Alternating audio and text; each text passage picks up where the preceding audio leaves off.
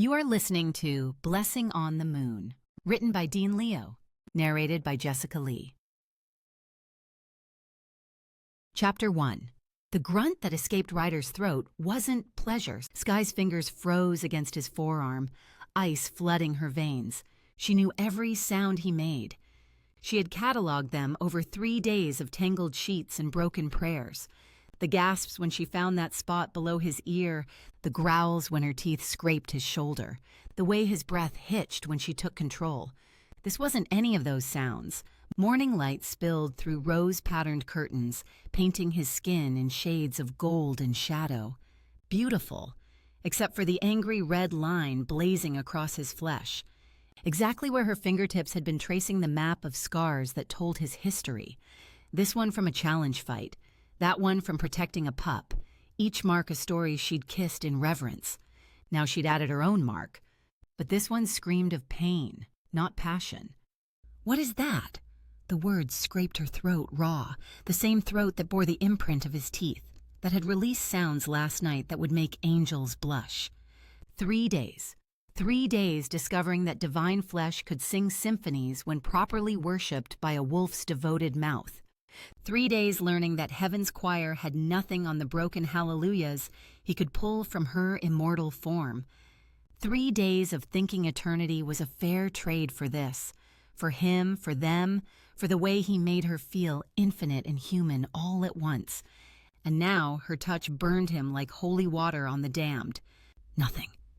The word came out tight, controlled, but his jaw locked hard enough that she heard teeth grind, and those golden eyes. Goddess help her. Those eyes that had devoured her with savage hunger mere minutes ago, now squeezed shut against something he couldn't quite hide. The muscle in his forearm jumped beneath her frozen fingers. She jerked back, but the damage was done. The burn spread like spilled wine, angry red against bronze skin. That's not nothing. She reached for him again, healer's instinct overriding the alarm bells in her head. They'd tried everything these 3 days, exploring each other with the dedication of scholars and the enthusiasm of teenagers. Every position anatomically possible between divine and wolf. Rough when the moon sang in his blood. Gentle when morning made them lazy. Fast against walls when need consumed them. Slow in candlelight when they had forever. That thing he did with his teeth that made her divine light fracture into starbursts. The way she'd discovered he'd never been touched there before, and his whole body had gone rigid with shocked pleasure. Nothing had hurt. Nothing could hurt between mates. He jerked back before her fingers made contact, putting the bed between them in one fluid motion. The rejection hit her chest like a physical blow, stealing the air from her lungs. Ryder! Oh, I say, pardon the intrusion, but would the lord and lady care for some morning refreshments? They both whipped toward the voice, pompous British accent emerging from a sterling silver tea cart that definitely hadn't existed 2 seconds ago. The delicate china rattled with each word, painted roses dancing on porcelain. Her divine shapeshifter friend had the worst timing in all the realms. Pax! Sky's voice could have frozen hellfire. We specifically discussed timing. Nonsense! There's always time for proper tea service. The cart's wheels spun with righteous indignation, sending doilies fluttering. I've brought Earl Grey and these marvelous scones. Though between you and me, the cart tilted forward conspiratorially, nearly dumping the sugar bowl, they look rather dodgy. Bertha was sobbing while baking. Something about poor master and terrible omens. Kept muttering about tea leaves and doom. Dreadfully dramatic for breakfast, wouldn't you say? The scones looked like charred stones from the 7th circle. Sky reached for the tea instead, desperate for something to occupy hands that suddenly felt like loaded weapons. The delicate handle felt foreign in fingers that had, just moments ago, been mapping the geography of her mate's body. Ryder must have had the same thought. His hand moved toward the teapot at the same instant. Muscle memory of 3 days of sharing everything. Food, space, breath, souls. Their fingers brushed. The sound that ripped from his throat, half snarl, half whimper, sent her stumbling back. He clutched his hand to his chest, and she saw it clearly now. Blisters rising where their skin had kissed. Red and angry and wrong, wrong, wrong. What the hell? The words came out more wolf than man, guttural and pained. He straightened with visible effort, alpha pride warring with obvious agony. Don't worry, Sky, wolf healing. I can't. He sucked in a breath as his healing factor kicked in, knitting skin back together. Just need a beat. I don't hurt people. Her voice cracked on the last word. She stared at her hand like it belonged to a stranger, this appendage that had healed thousands, had mended broken bones and failing hearts, had coaxed life back into the dying with gentle golden light. I heal. That's what I do. That's all I've ever done. I heal. Right then. Pax abandoned his ridiculous accent, exploding back into his tiny dragon form with a pop that smelled of sulfur and embarrassment. His scales flickered through nervous colors, purple to green to silver. Scientific method time. Touch something else, Sky. Now. Her palm slapped against the bedpost hard enough to sting. Nothing. The wood remained cool and solid. She grabbed the silk sheets, still damp with evidence of their passion, still carrying the musk of wolf and the ozone scent of divine magic. Nothing. The fabric whispered through her fingers like forgiveness. Her hand found Pax, scratching under his chin where scales gave way to softer hide. He leaned into the touch with a purr, perfectly content. Now me. Ryder extended his hand like a condemned man reaching for the executioner's axe. His fingers trembled slightly. Fear or pain or rage, she couldn't tell. Her fingertip barely whispered across his palm. The noise he made, goddess, she'd never forget it. Raw, animal, wrong.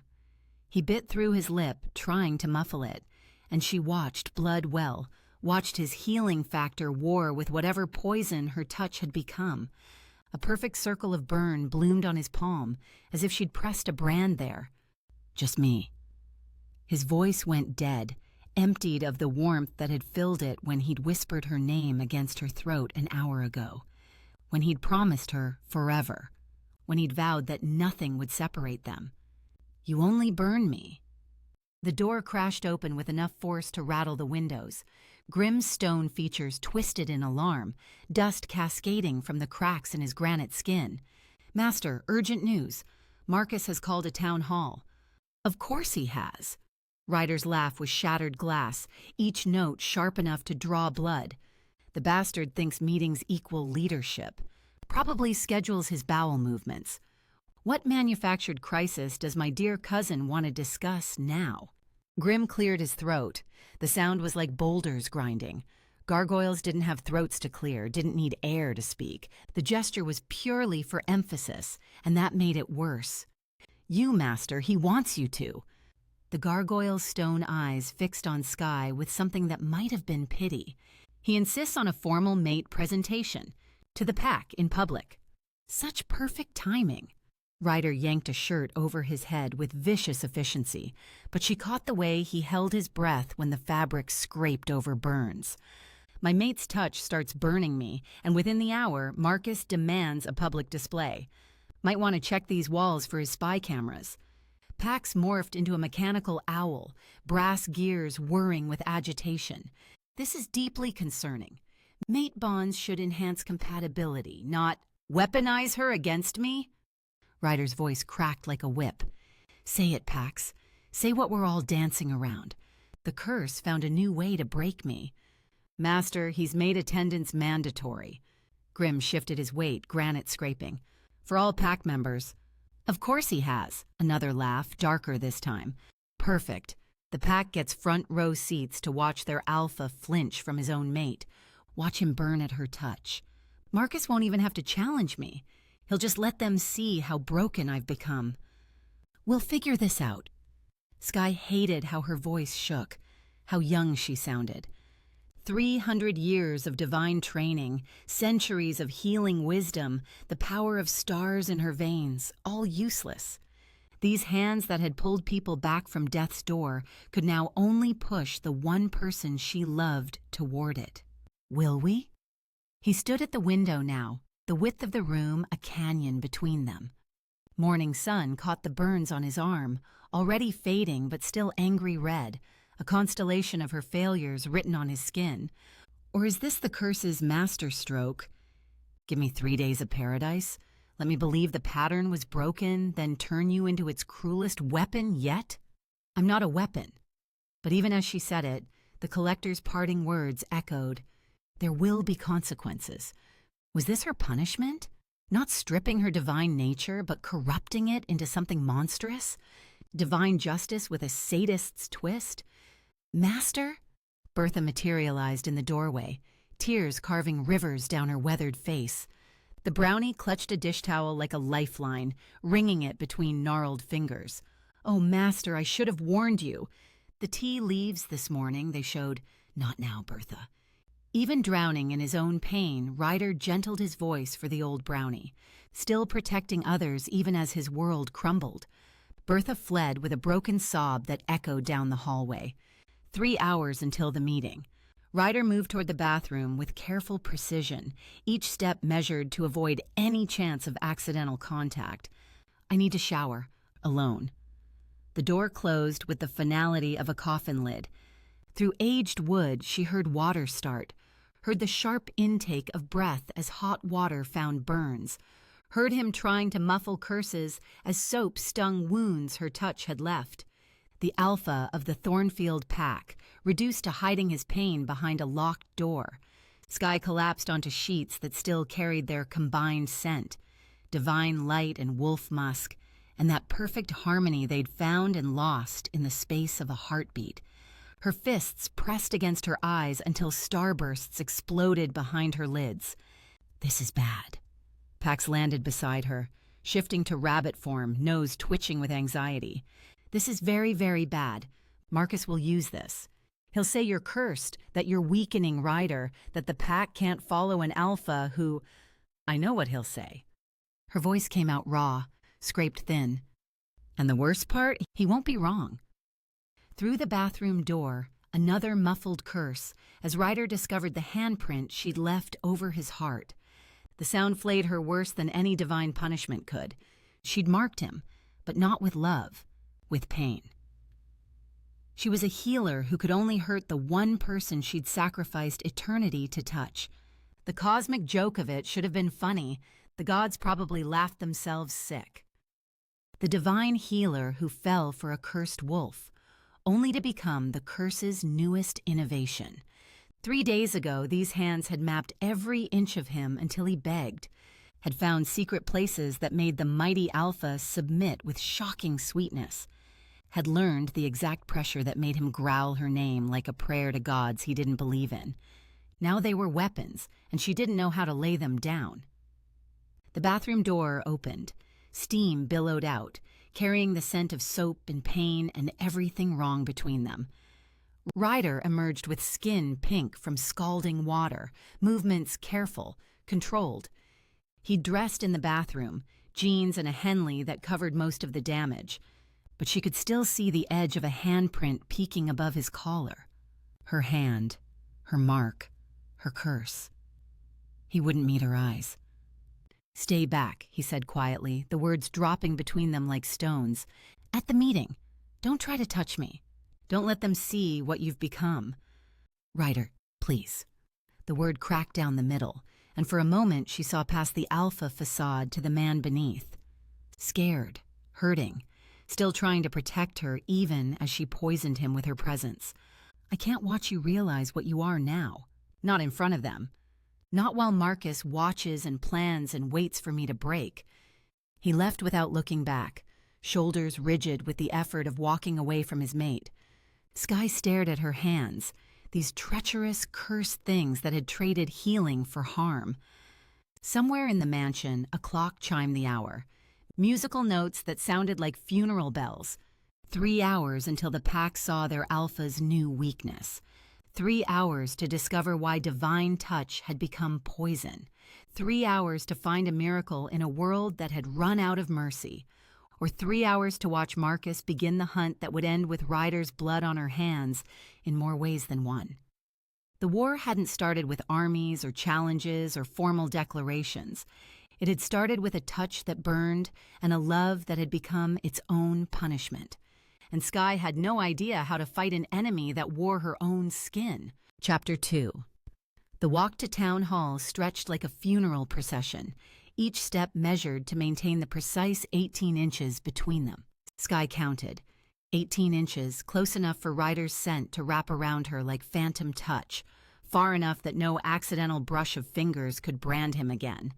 The morning air bit sharp with pine and frost, but she barely felt it. All her senses narrowed to the space between them, the invisible tether of their bond, singing with proximity and screaming with denial. "Stop looking at me like I'm about to shatter," Ryder muttered, not breaking stride. His voice carried that particular gravel that meant his wolf prowled close to the surface. "I'm not. You've checked my hands 6 times since we left." He flexed his fingers, the movement drawing her eye to where her touch had marked him. The burns had healed, but she could see the ghost of them in how carefully he moved. "I'm fine."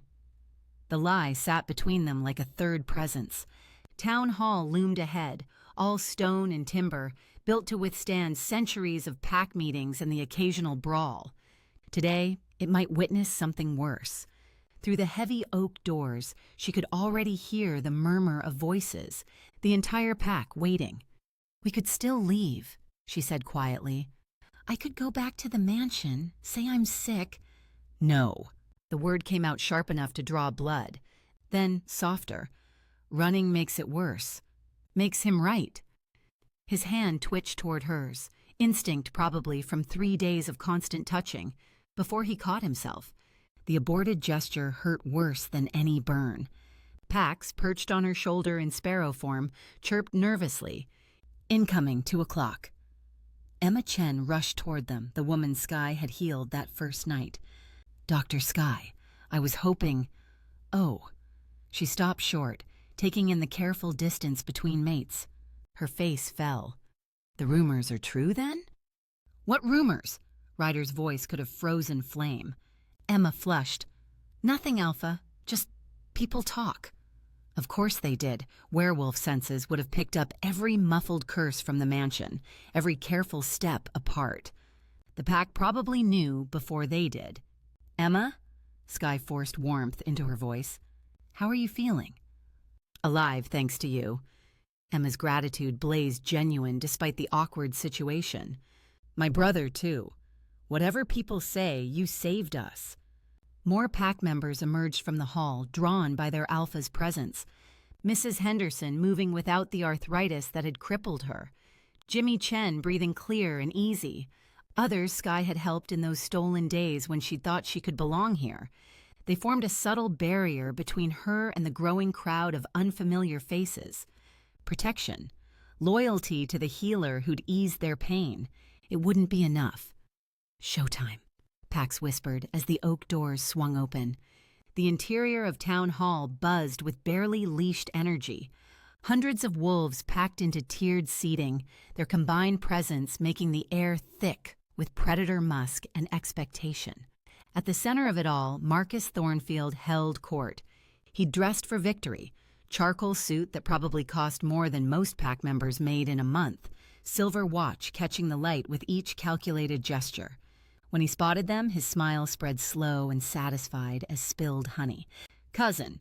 He didn't rise from what was traditionally the Alpha's chair. "So good of you to come." And the mysterious healer. His green eyes fixed on Sky with the intensity of a snake studying a mouse. "We're all dying to know more about you." "I'm sure you are," Ryder said flatly. He guided Sky toward seats in the front row, not the platform where the Alpha should stand, keeping that careful distance that screamed wrongness to everyone watching. The whispers started immediately. "Look how far apart. Can't even touch. What kind of mate?" Ryder's jaw tightened with each word, but he kept his gaze forward. Professional, controlled. Alpha Marcus stood with theatrical flair. "Pack members, thank you for gathering. These are uncertain times. Our Alpha has taken a mate. Joyous news, typically. But questions have been raised about the nature of this union." "Get to the point, Marcus." Ryder's voice carried the edge of command that made lesser wolves bare their throats. Of course. Marcus's smile never wavered. Sky, perhaps you could tell us about yourself? Your background, your training? It's unusual for our alpha to mate outside pack bloodlines. Sky stood, hyper-aware of Ryder's tension beside her. I'm a healer.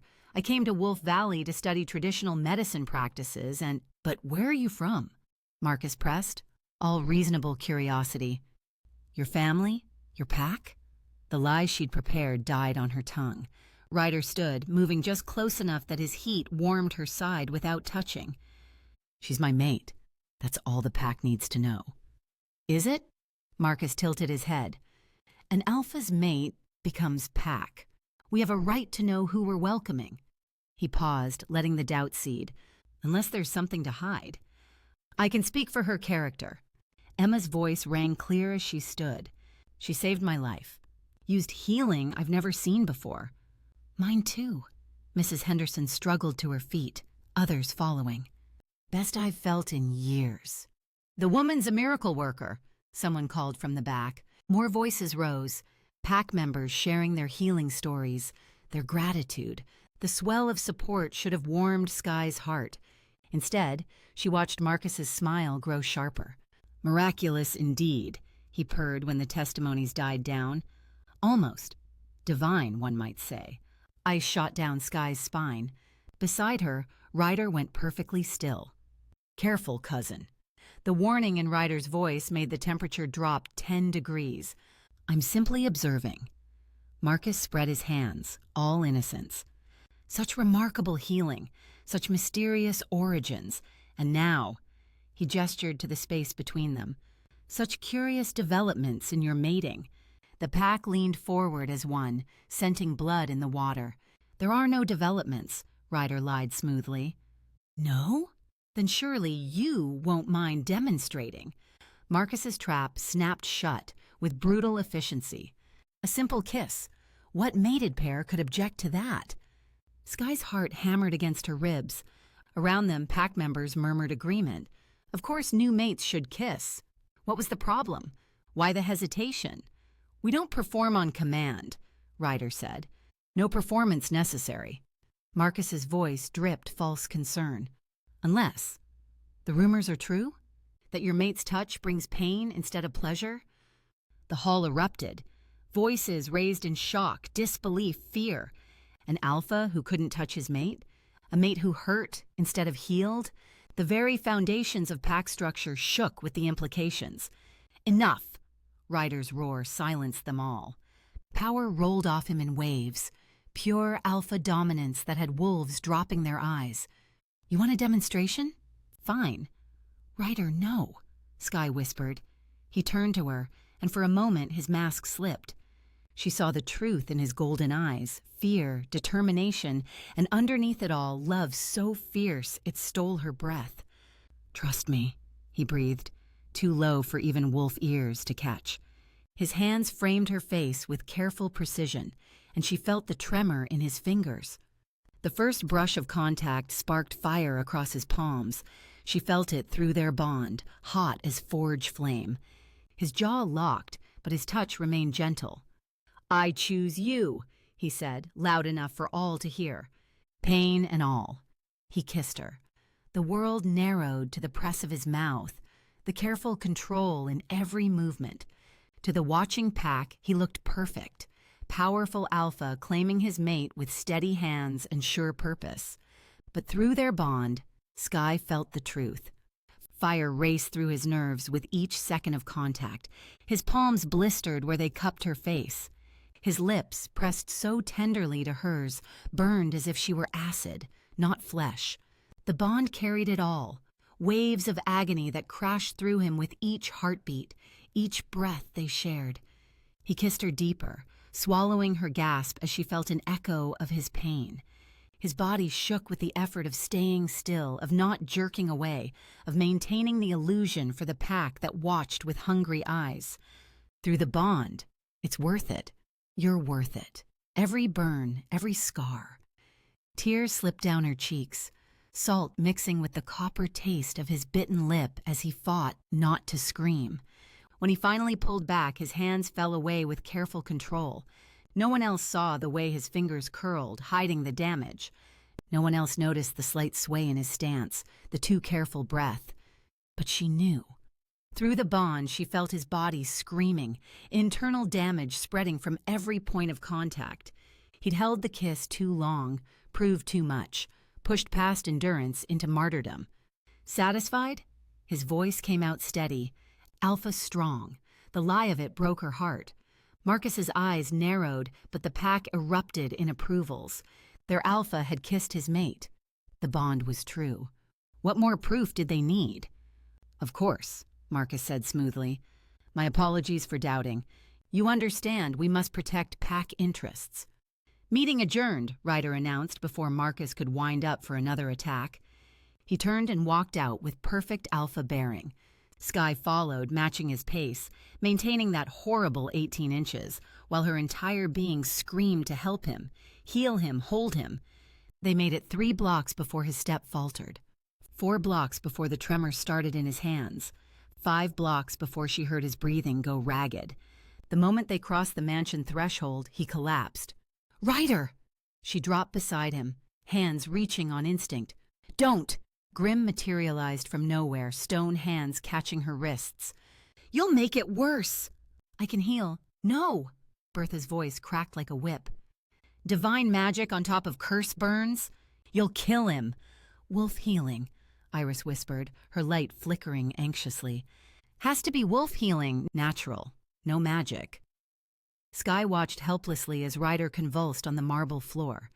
The burns she couldn't see, internal, everywhere her essence had touched his, ravaged him from inside out. Blood appeared at the corner of his mouth where something had ruptured. "Please," she begged, though she didn't know who she was begging. "Please let me. You've done enough." Pax's voice was gentle but firm. He'd taken human form, a rare occurrence, and wrapped his arms around her from behind, holding her back. "This is the consequence, Sky. Your touch is poison to him now. All you can do is wait." So she waited, watched her mate writhe in agony from her kiss, listened to his wolf healing fight damage that went soul deep, counted his breaths like prayer beads while the servants formed a protective circle, keeping her from making it worse. The alpha of the Thornfield pack brought low by love's touch, the divine healer who could only hurt. And in the corner of her vision, she glimpsed a shadow at the window, green eyes watching. Marcus, come to see the aftermath of his victory. The war had begun, and the first casualty was the space between them that grew wider with each pained breath Ryder took. 18 inches had become an ocean, and Sky was drowning on dry land. Chapter 3. The grandfather clock in the hall chimed midnight. Then 1, then 2. Sky counted each note like a lifeline, marking time by Ryder's breathing. Shallow at first, rattling with fluid that shouldn't be in his lungs. Then deeper as his wolf healing finally began to win against the damage her kiss had carved into him. She sat exactly 18 inches from where he lay on the library sofa. Close enough to see the sweat bead on his forehead. Far enough that no accidental touch could poison him again. Pax perched on the arm beside her, currently shaped like a concerned owl, occasionally hooting what he probably thought were comforting sounds. "Water," Ryder croaked, the first word he'd managed in hours. Sky shot up so fast she knocked over the untouched tea Bertha had brought. "I'll get—" "No." Grim materialized with a glass, stone fingers gentle as he helped Ryder drink. "Lady Sky, you must maintain distance." "Right, distance." She sank back into her chair, hands fisting in her lap. 18 inches might as well be 18 miles when her mate needed help, and she could only watch. Ryder's eyes found hers over the glass rim, still golden though dulled with pain. "Stop looking like someone died." "You almost—" Her voice cracked. "But I didn't." He tried to sit up, failed, tried again with Grim's help. "Wolf healing. Takes time, but it works. 3 hours, 27 minutes. The numbers tumbled out before she could stop them. "That's how long you convulsed. I counted." Something shifted in his expression. Sky, your left lung collapsed. I heard it. Couldn't do anything. Just sat here and listened to you drown in your own, I'm fine now. You're not fine. The words exploded from her, sharp enough to make Pax ruffle his feathers. You can barely sit up. You kissed me for 30 seconds and it nearly killed you. That's not fine. That's necessary. So, his voice carried that alpha edge that brooked no argument. The pack needed to see the pack can go to hell. Silence dropped like a stone. Even the ever-present mansion sounds seemed to pause at her blasphemy. You don't mean that, Ryder said quietly. Don't I? She laughed, bitter as the herbs she should be gathering instead of sitting here, useless. They wanted a show. You gave them one. Nearly died for their approval, and for what? So Marcus can plan his next move? So they can whisper about the mate who poisons her alpha with her touch? The pack is everything. You're everything. The confession ripped from her throat. You stubborn, self-sacrificing wolf. You're everything to me, and I can't even hold your hand without leaving scars. His jaw worked. Through their bond, she felt the words he wanted to say battling the ones he thought he should. Love warring with duty, as always. You need herbs, she said abruptly, standing. Traditional remedies. Wolfsbane for the residual burning, calendula for healing, nettle for... Sky. I saw a grove past the eastern border. Wild growth, more potent than anything cultivated.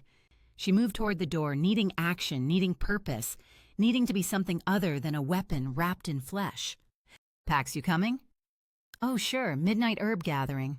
My favorite. The owl became a grumpy cat, leaping to her shoulder. Nothing says good life choices like wandering dark forests while emotionally compromised. I'll send Clank with you, Ryder started. No. She paused at the door, not looking back. I've hurt you enough.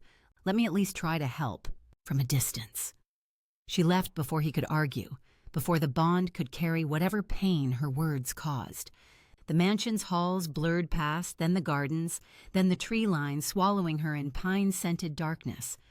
This is a terrible idea, Pax muttered, now a ferret wrapped around her neck. It's dark, you're upset, and there are probably things with teeth out here. I have teeth too, but her voice lacked conviction. Divine teeth. Very scary. I'm sure the local wildlife is terrified of your ability to heal them aggressively. Despite everything, her lips twitched. You could always turn into something protective. I could. Or I could maintain my dignity as a ferret. Choices, choices.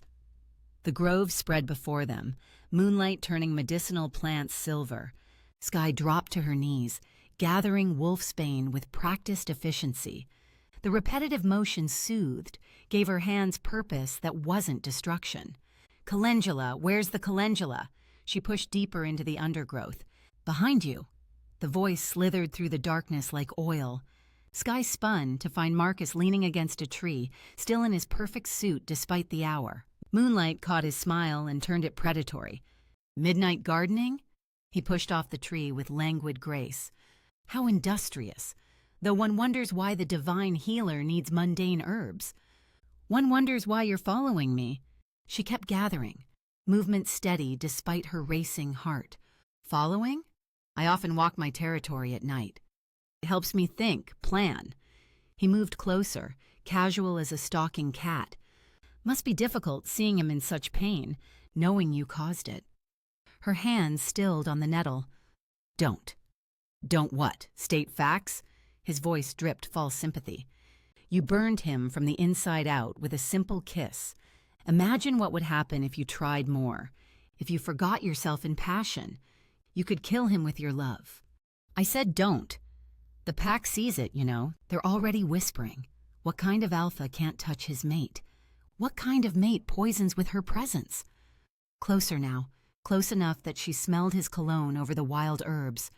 He was weak before. Now, with you, he's finished. Sky stood slowly, herbs clutched in white-knuckled fists. He's stronger than you'll ever be. Is he? Marcus laughed, the sound scraping like claws on stone. Shall we test that theory? He He moved faster than thought, hands shooting out to grab her wrist. Not violent, controlled, demonstrating the strength Ryder couldn't use without burning. She reacted on instinct. Her free hand swung, open palm cracking across his face with enough force to snap his head sideways. The silence that followed hummed with violence. Marcus touched his split lip, examining the blood with detached interest. "You hit like a human." "Let go." "No, I don't think I will." His grip tightened, just shy of breaking bones. "Someone needs to explain reality to you, healer. You're killing him slowly. Every moment you stay, you weaken him. The pack knows it. I know it. Deep down, you know it too. I know you're a manipulative bastard who—" He yanked the herbs from her other hand, scattering them across the forest floor. Months of gathering destroyed in seconds. "Oh, how sad," he cooed. "All that effort wasted. Rather like your relationship, really." "That's enough!" The voice boomed through the clearing like thunder. Marcus froze, eyes widening as he looked past Sky. She turned and forgot how to breathe. Where Pax had been, something else stood. Massive didn't begin to cover it. The creature towered 20 feet tall, covered in scales that shifted between colors like oil on water. 6 legs, each ending in claws the size of swords. A tail that could level trees, wings that blocked out the moon, and a head. Goddess help her, the head was all eyes. Hundreds of them, each the size of dinner plates, all fixed on Marcus with unblinking focus. "Release the female!" Each word shook the ground. Marcus dropped her wrist like it burned, which, given her new nature, was ironic. "What the hell is that?" he breathed. "Ophanim beast," Sky said, surprised by her own steady voice. "From the 9th circle. They eat fear. And wolves." A total lie, but Marcus didn't need to know that. The creature, Pax, took a ground-shaking step forward. Marcus scrambled back. "This is what you bring to our pack?" His voice climbed higher. "Monsters from the divine realm? Creatures that shouldn't exist?" "Marcus!" A female voice cut through the night.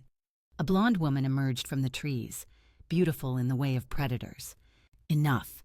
You need to be in one piece if you plan to challenge him properly." Elena, Marcus's mate, Sky realized. The woman who stood by while he plotted Ryder's downfall. Elena studied the Ophanim beast with calculating eyes. Besides, that thing doesn't look like it would leave you intact, alpha or not. And dead martyrs make poor leaders. "This isn't over," Marcus snarled at Sky. "You think this display helps? You just proved my point. You bring monsters. You bring pain. You bring everything the pack should fear." He stepped closer, ignoring Pax's warning growl. "If you care about him at all, you'll leave. Let him heal. Let him lead. Let him find a mate who doesn't burn him alive with her touch." "Come," Elena commanded, tugging his arm. "You've planted your seeds. Let them grow." They melted into the forest, leaving Sky alone with the impossible creature that was somehow Pax. The moment they were gone, the Ophanim beast deflated like a punctured balloon. Scales dissolved, eyes vanished, and suddenly, Pax stood there in human form, looking tremendously pleased with himself. "Did you see his face?" He bounced on his toes. "Oh, that was brilliant. Ophanim beast from the 9th circle. Where did you get that?" "You don't have any teeth," Sky said numbly. "What?" "That whole form. All those eyes, those claws. You forgot teeth." Pax's mouth opened, closed, opened again. "Well, that's embarrassing. Good thing he didn't notice, right?" "Right." She dropped to her knees, gathering scattered herbs with shaking hands. Some were salvageable, most weren't. "Hey." Pax knelt beside her, back in ferret form. "Don't let him get to you. He's wrong about—" "Is he?" The words came out small. "I kissed Ryder for 30 seconds and he spent 3 hours dying. What happens next time? What happens if we forget, if we—" "You'll figure it out." "When? How?" She held up crushed calendula, petals ruined. "I can't even gather herbs without destroying things." Drama queen. But Pax nuzzled her cheek, tiny nose cold against her skin. "Come on. Let's get what we can and go home. Ryder's probably wearing a hole in the floor worrying about you. Home. The word sat strange on her tongue. Was it home when she couldn't touch the one person who made it feel that way? Marcus's words echoed as she gathered herbs in the darkness. If you care about him at all, you'll leave. The worst part was the grain of truth buried in the manipulation. Every moment she stayed, she risked Ryder. Every touch could kill. Every kiss might be their last. Stop thinking so loud, Pax complained. I can practically hear your self-flagellation from here. I'm not... You're considering it. Leaving. I can smell the martyrdom on you. I heard him, Pax. And he chose it.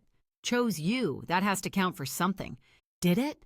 When the price was paid in burns and blood, and the very real possibility that one day her touch wouldn't just hurt but kill? She gathered the last salvageable herb, hands steady despite the storm in her chest. Tomorrow, she'd brew remedies. Tomorrow, she'd maintain that careful distance. Tomorrow, she'd pretend Marcus's words hadn't taken root.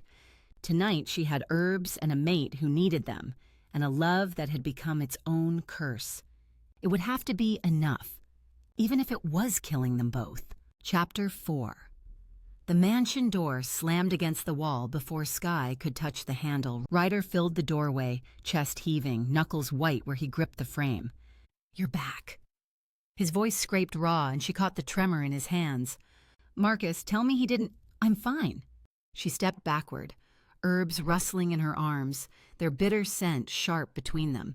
He moved forward, pure instinct, the mate bond singing closer, closer, closer. Don't. The word cracked like a whip. His hand froze mid-reach. Fingers spread toward her like a prayer cut short. For one heartbeat, two, his arm hung suspended. Then it dropped, and something in his face dropped with it. Right. He pressed his back to the door frame, giving her room. Distance. New rules. Each word tasted of copper and sacrifice. She forced herself to meet his eyes, those golden depths that had looked at her with such heat just hours ago. No touching, not a brush of fingers, not an accident, nothing until I figure this out. Sky, I mean it, Ryder. She sidled past him, the 18 inches between them crackling with everything they couldn't have. His scent, pine smoke and wild rain, made her throat tight. I won't be the weapon that breaks you. You're not a weapon, Sky. He followed, matching her pace perfectly, maintaining that horrible gap like a dance neither wanted to learn. What poison did Marcus pour in your ear? Nothing I wasn't already thinking. The library doors opened at her touch, and she escaped into her sanctuary of leather-bound possibilities. Herbs scattered across the desk as she dumped them, hands already reaching for medical texts. You need food. Ryder hovered in the doorway, careful not to cross the threshold she'd claimed. And sleep. When did you last? What I need is answers. She spun, and whatever blazed in her face made him step back. I can't break your curse. Can't even hold your hand without leaving scars. So let me at least try to understand why divine touch became poison. His throat worked. Through their bond, she felt words fighting to escape. You're exhausted, you're hurting, you're mine, and I can't even comfort you. But what emerged was quiet. I'll have Bertha bring food. The door closed with a soft click. The space he'd filled gaped like a wound. Well? Pax materialized as a brass desk lamp, casting shadows that danced with judgment. Nothing says healthy relationship like emotional walls and enough physical distance to park a truck. Don't. Sky yanked open the first text, pages crackling with age. I'm just saying. Pax became a bookmark, sliding between chapters with papery whispers. Maybe talking to him instead of banishing him would what? Let him burn himself trying to comfort me? Her finger traced an illustration of divine contamination. Close, but not quite right. I need solutions, not therapy. Hours dissolved into paper and possibility. Books towered around her, fortification against the ache in her chest. Pax shifted endlessly, reading glasses perched on invisible nose. In my day, divine curses were simple. Turn someone into a tree, done. A coffee mug that kept suggesting caffeine, you're vibrating with exhaustion, not enlightenment. A stress ball that squeaked warnings, when did you last blink? Your eyes are concerning. Fascinating fact, Pax announced, currently shaped as a leather-bound encyclopedia that smelled of must and pretension. Did you know that in the Third Age, a divine being once sneezed and accidentally created an entire species of butterfly? How is that remotely relevant? It's not, but neither is starving yourself while Rome burns. The encyclopedia morphed into a dinner bell, clanging with increasing violence. Eat, sleep, basic mortality maintenance. I'm not... The door opened soft as whispers. Ryder entered balancing a tray, and the smell hit her like a physical thing. Beef stew rich with herbs, bread still steaming from the oven, tea that carried the bitter green scent of the plants she'd gathered. Her stomach clenched, remembering she had a body beyond burning questions. Bertha insisted. He set the tray on the far table, then retreated to a chair in the corner. Maximum distance. Always maximum distance. She says healing works better when the healer isn't running on fumes and spite. I'm not the one who needs healing. Aren't you? His voice gentled. Your cheeks are wet. Her fingers found tears she hadn't noticed, salt and frustration, leaking out without permission. Eat, he said, soft as she'd ever heard him. Please, then tell me what patterns you're finding in all that paper. The stew burned her tongue, but she barely noticed. Each swallow carried memory, meals shared when they could touch, his thumb brushing broth from her lip, laughter over kitchen disasters when they'd tried to cook together. 3 days. They'd had 3 days of perfect before it shattered. Talk to me. Ryder's voice pulled her back. Through the bond, I feel frustration, determination, and fear? What are you afraid of? Patterns. She pushed the bowl away, half empty, spreading her treatment notes like tarot cards. Every illness I've treated here, every injury, there's something underneath. He leaned forward, careful not to leave his corner. The chair creaked with his tension. What kind of something? A taint, like how to explain divine sight to mortal understanding. Picture Wolf Valley as a tapestry. Every thread should shine its own color, each person's unique life force. But there's this gray wash over everything. Subtle as fog, but wrong. Gray? Drained. Muted. Leached. She met his eyes across the gulf between them. And you're carrying the worst of it. Like a lightning rod for the pack's suffering. His jaw tightened. That muscle she'd traced with her tongue jumping beneath skin. Alphas bear the pack's burdens. It's what we do. This is different. Deliberate. Pages rustled as she spread them wider. The curse on you isn't separate from this drain. They're connected. Maybe the curse feeds it. Maybe it feeds the curse. But they're linked. You think someone's poisoning my entire pack through me? I think someone with divine knowledge built this trap. The next word sat heavy on her tongue. Tell me about Celeste. The name dropped between them like winter. His whole body went rigid. Careful control turned to stone. Ancient history. Each word came out carved from ice. Nothing relevant. Ryder. Family arrangement going back generations. Good bloodlines, strong alliance, political necessity. He stared at the books like they'd personally betrayed him. I ended it, she left. That's the whole story. That's not the whole story. She abandoned her desk, drawn toward him by invisible threads, stopped just outside arm's reach, the space between them humming. She was divine, wasn't she? That's why your family wanted the match. His silence tasted of old wounds poorly healed. What kind of divine? Does it matter? The word snapped out sharp enough to cut. She's gone. Has been for years. Moved on to bigger, better things than a wolf who couldn't... He bit off whatever came next. If she cursed you, she didn't curse me. But doubt flickered in those golden eyes. A crack in certainty, letting older pain seep through. Sky returned to her desk, mind racing through possibilities. Divine magic twisted to curse. A pack slowly drained. An alpha who burned at his mate's touch. I need more than mortal books. The admission scraped her throat. Divine archives. Real information about curse mechanics. No. Pax exploded into existence. Tiny dragon form bristling with alarm. His scales flickered red to black to poison green. Absolutely not. Have you lost what's left of your divine mind? I have access privileges. Had. Past tense. You broke divine law, remember? His tail whipped hard enough to scatter papers. Any access now comes with prices paid in pain. Blood and essence and things you can't grow back. Then I'll pay. Sky. Ryder shot from his chair but caught himself before closing the distance. The aborted movement made her chest ache. If it's dangerous, everything's dangerous! The book slammed closed under her palm, dust rising like smoke signals. Touching you burns. Not touching you is killing us both. Marcus circles like carrion birds. The pack whispers behind their hands about the mate who poisons her alpha. What's one more risk on the pile? Your life isn't a risk I'm willing to take. Good thing it's not your choice. They faced each other across the library, 18 inches that might as well be 18 miles.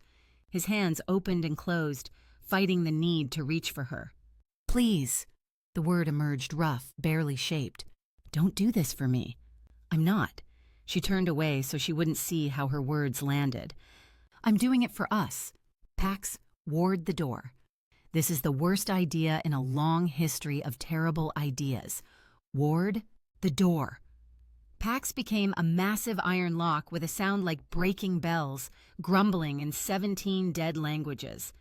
She felt Ryder behind her, close enough that his heat brushed her back, close enough that one step would, no.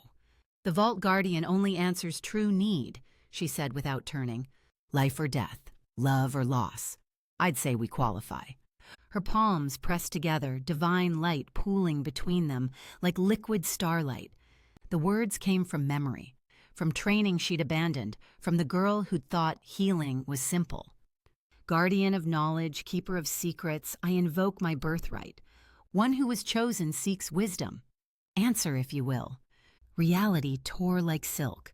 Through the rip stepped something that existed between states, solid and smoke, beautiful as fractured glass. The temperature plummeted, frost spreading from where they almost touched the floor. Sky Winters. The voice came from everywhere, nowhere inside her bones. Fallen healer, lawbreaker, you dare invoke birthright after your choices? I need information about the Thornfield curse. Ah. The Guardian circled, leaving frozen footprints that smelled of ozone and endings. Yes, extensive records exist. Full disclosure would cost. Everything remaining of your divinity. Leave you mortal in truth, not merely by choice. Pax's howl shook books from their shelves. Behind her, Ryder sucked in air like he'd been punched. Alternative? Her voice stayed steady through will alone. The curse's nature, management strategies, lesser knowledge for lesser price. The Guardian's smile was mathematics given form, cold, precise, inevitable. 1/10 of your essence. The pure energy of what you could have been. Guardian healer untainted by mortality, for our collection. That's still too much, Pax shrieked, the lock rattling with fury. Will it kill me? Death? No. Another terrible smile. But extraction. Pain teaches, they say. Done. Sky, no. The Guardian struck Viper quick. Their hand plunged through cloth and skin and bone to something deeper. Fingers of absolute zero wrapped around a part of her that sang with distant stars, and pulled. The scream that ripped from her throat wasn't human, wasn't divine, was the sound of something between breaking. Her knees hit stone as the Guardian extracted a thread of silver white from her chest, 1/10 of what she could have been, pulled free like unraveling wire through her ribs. Her vision went white, then black, then white again. She tasted copper and starlight and the echo of prayers she'd never answer. Payment received. The Guardian held up a vial now containing liquid moonlight, her essence, bottled. Your knowledge as agreed. Through agony's haze, information flooded her mind. Divine curse, yes. But parasitic, not punitive. It feeds on negative energy. It draws from the alpha's protective instincts, strengthening with each act of leadership, spreading through pack bonds like infection, draining negative energy to feed itself. The touch burning, new evolution, divine energy, triggering defensive response. The guardian vanished. Sky, pitched forward, would have cracked her skull on stone if Bertha hadn't materialized to catch her. The brownie's arms were soft, smelled of flour and comfort. Not the arms she wanted, but the ones she could have. Through tears and vertigo, she saw him. Ryder knelt just beyond reach, close enough she could count his eyelashes. His hands pressed flat against the floor, every muscle locked against the need to touch her. His face, goddess help her, his face was carved from raw anguish. Helpless fury and desperate love, the face of someone watching their heart break outside their body. "Let me..." His voice cracked like ice in spring. "Please, just let me hold you, just once. I don't care if it burns." "No." Blood on her tongue, copper and starlight. She curled deeper into Bertha's embrace, hiding from the temptation of his offer. "Can't risk you." "Damn the risk!" The words exploded from him, more wolf than man. "You just had your soul filleted for answers. Let me..." "I care." The words came out wet, broken but fierce. "I care about you. Too much. To watch my touch kill you slowly." The sound he made, goddess, that sound would haunt her. Not human, not wolf, pure pain, given voice. The sound of love with its hands tied. She'd carved a piece of her soul out for this man, her wolf, her mate, her everything.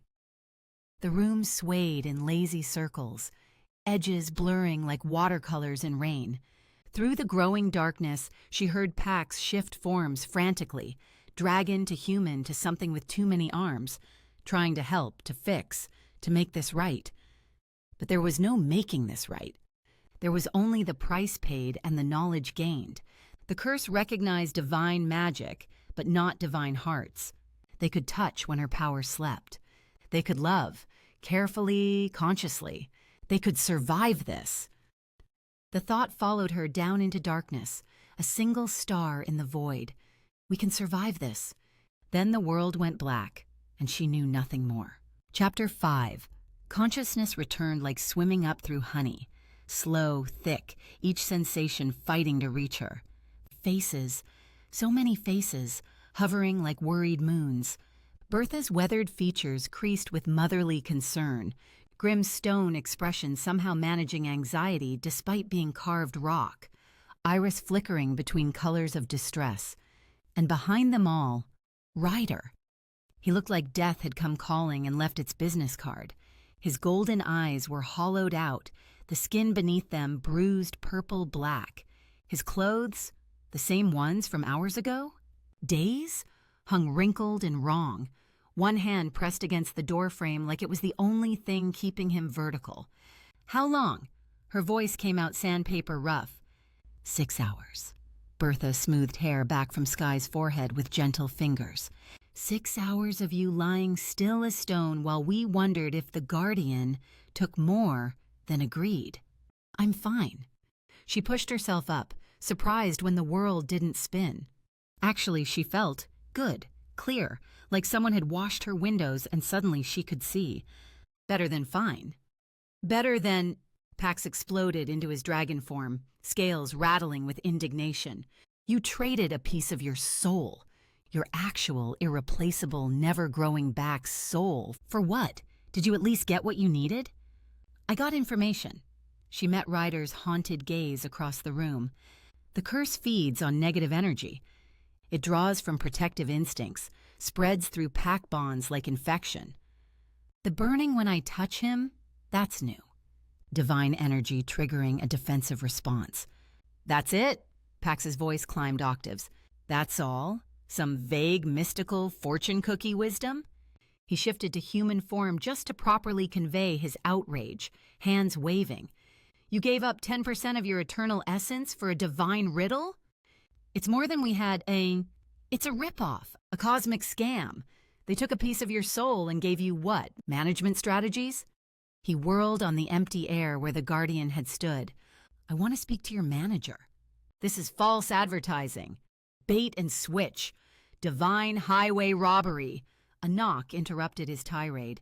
Todd peered around the door, looking like he'd rather be anywhere else.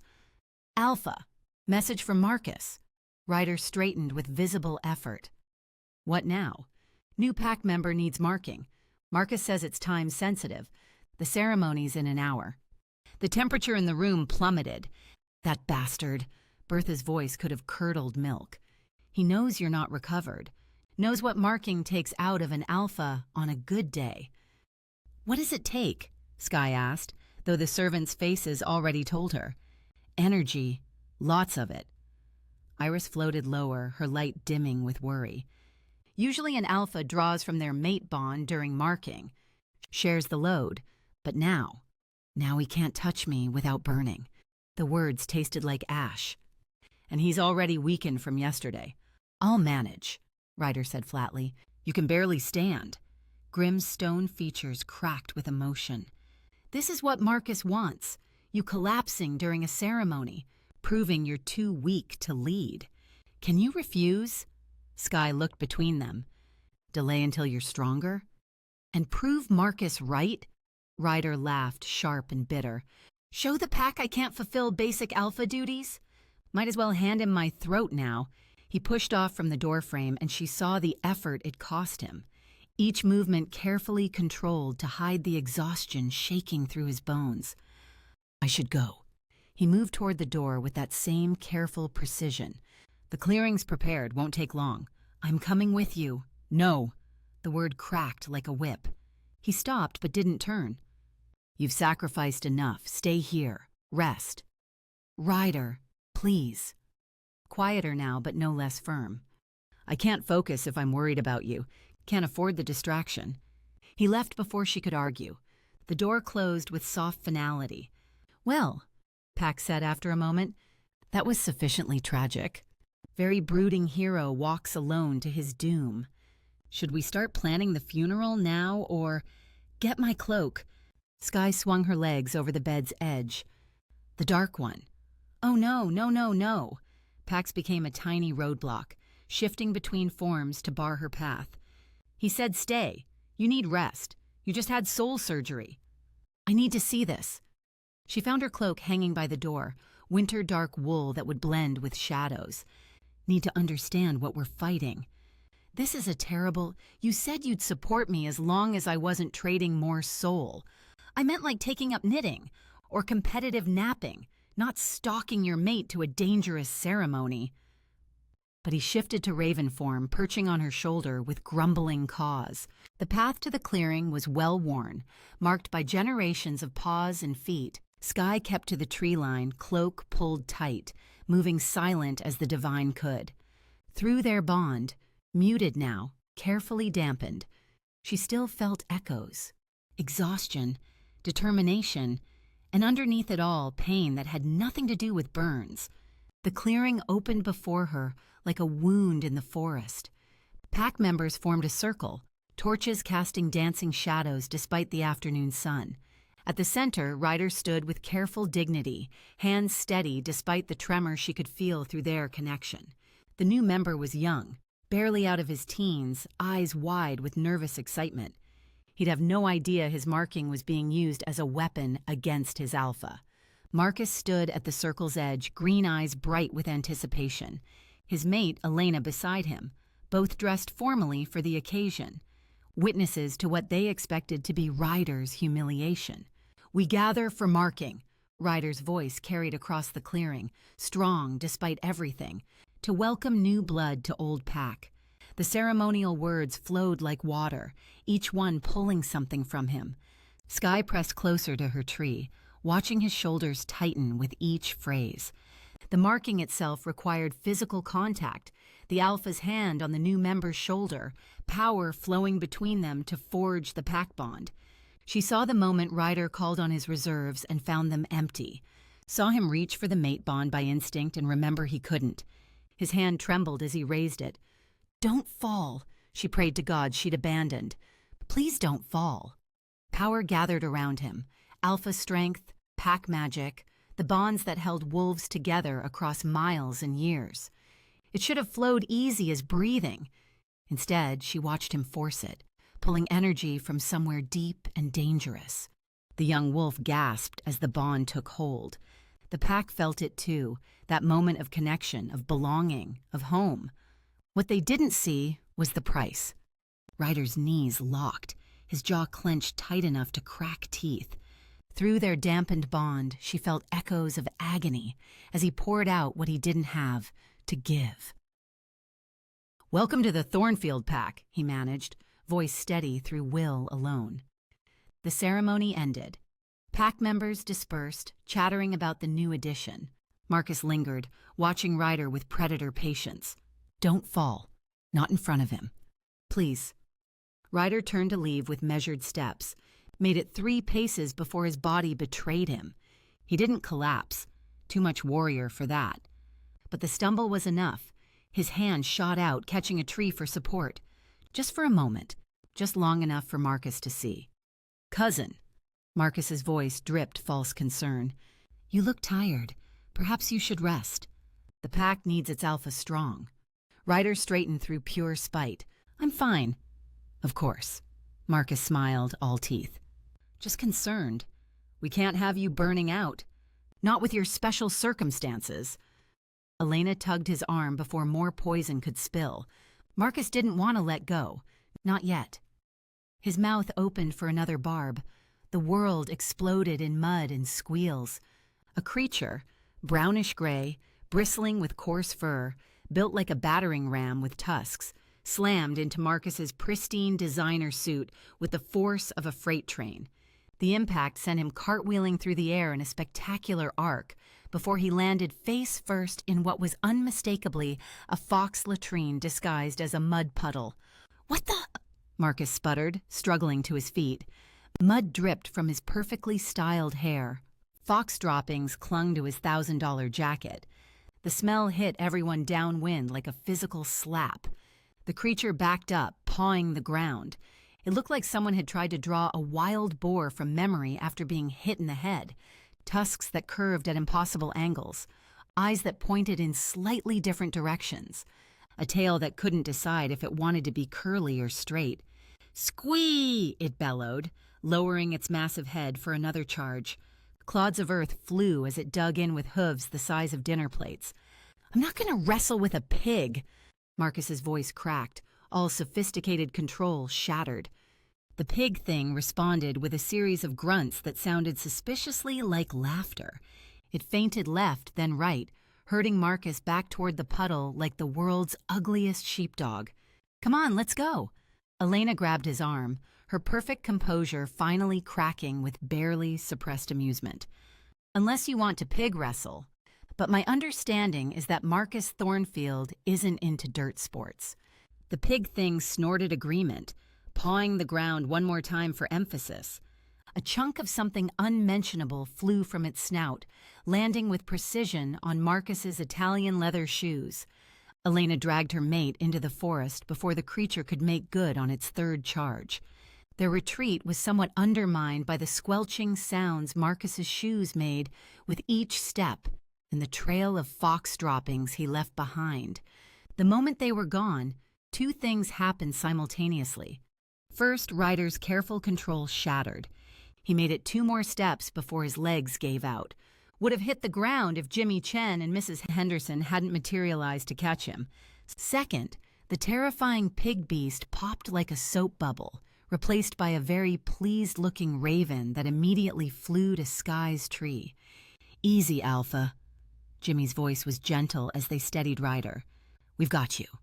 Just need a moment." "You need a week in bed and your mate's touch," Mrs. Henderson corrected. "But we'll settle for getting you home." They half carried him toward the mansion, and Sky pressed her fist to her mouth to keep from crying out. Her mate. Her wolf. Reduced to this because she'd become poison instead of cure. Pax landed on her shoulder, preening mud from his feathers. "Did you see his face? Classic. Though I may have gotten a bit carried away with the fox latrine placement. A wild pig, really, Pax? Was that what it was? I was aiming for a wombat. You know those adorable Australian things with the big teeth?" He tilted his head.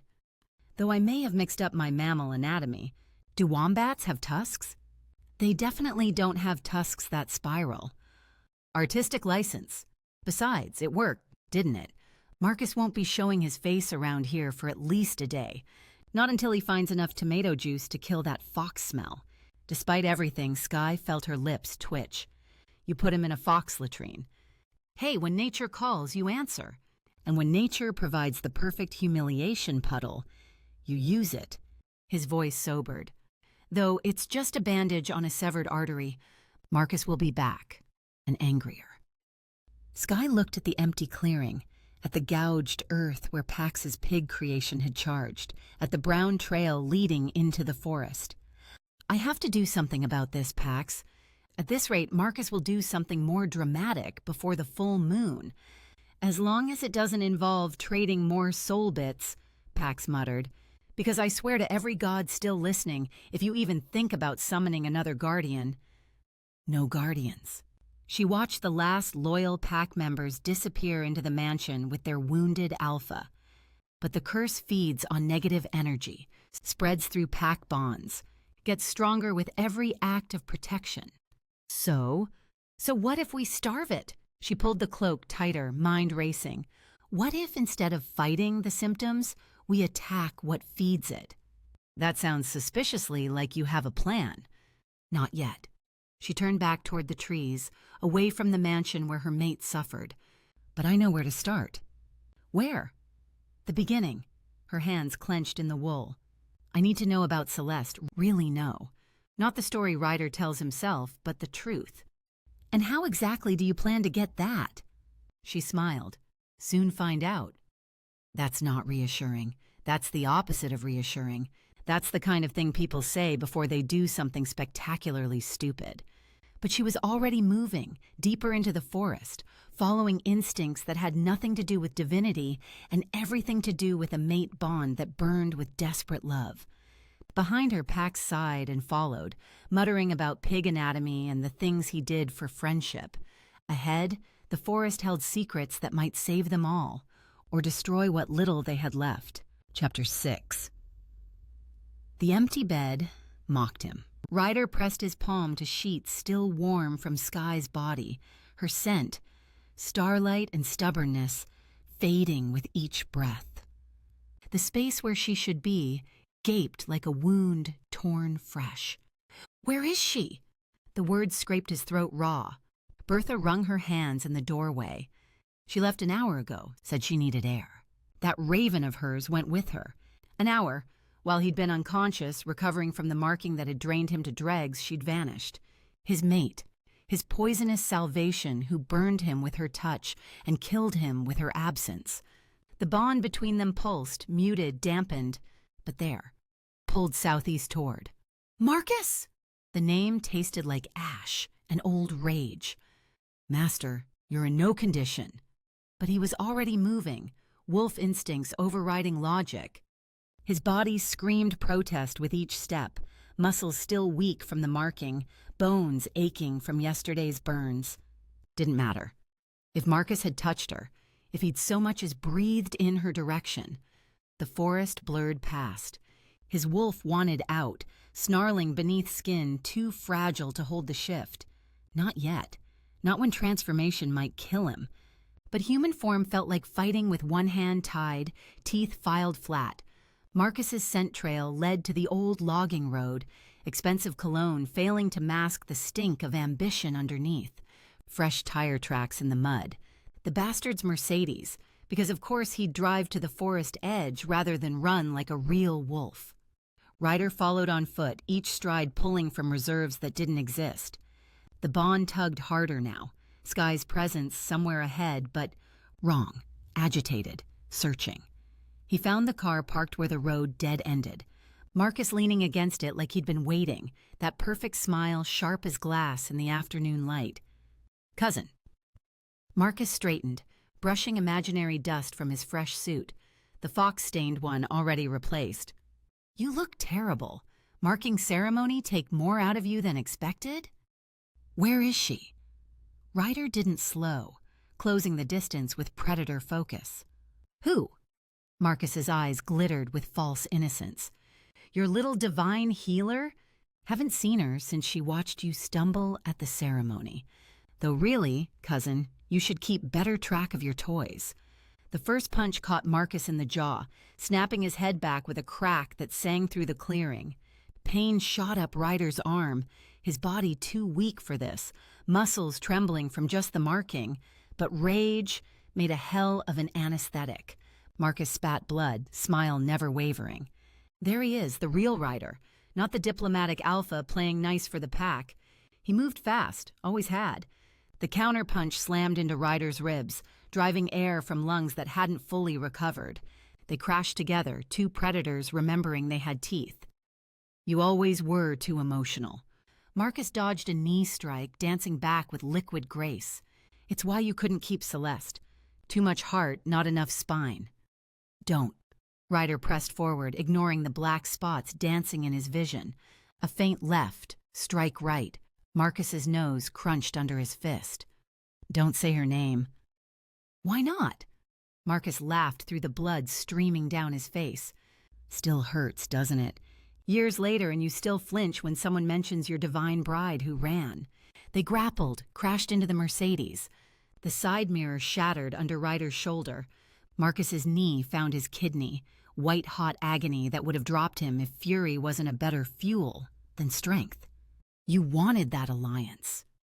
Ryder got an arm around Marcus's throat, squeezing despite muscles that shook, pushed for it, made the elders believe it was necessary. Of course I did. Marcus broke the hold with an elbow to damaged ribs. They separated, circling, both breathing hard. Divine bloodline mixed with Thornfield's strength? The power that would bring. But no, you had to ruin it with your feelings. I didn't love her. Exactly. Marcus's fist connected with Ryder's temple, setting the world spinning. You didn't love her, she didn't love you, but you could have made it work. For the pack, for power. Instead you let her leave because what? Your delicate conscience couldn't handle a political marriage? Ryder caught the next punch, twisted, used Marcus's momentum to slam him face first into a tree. Bark splintered, blood painted the trunk.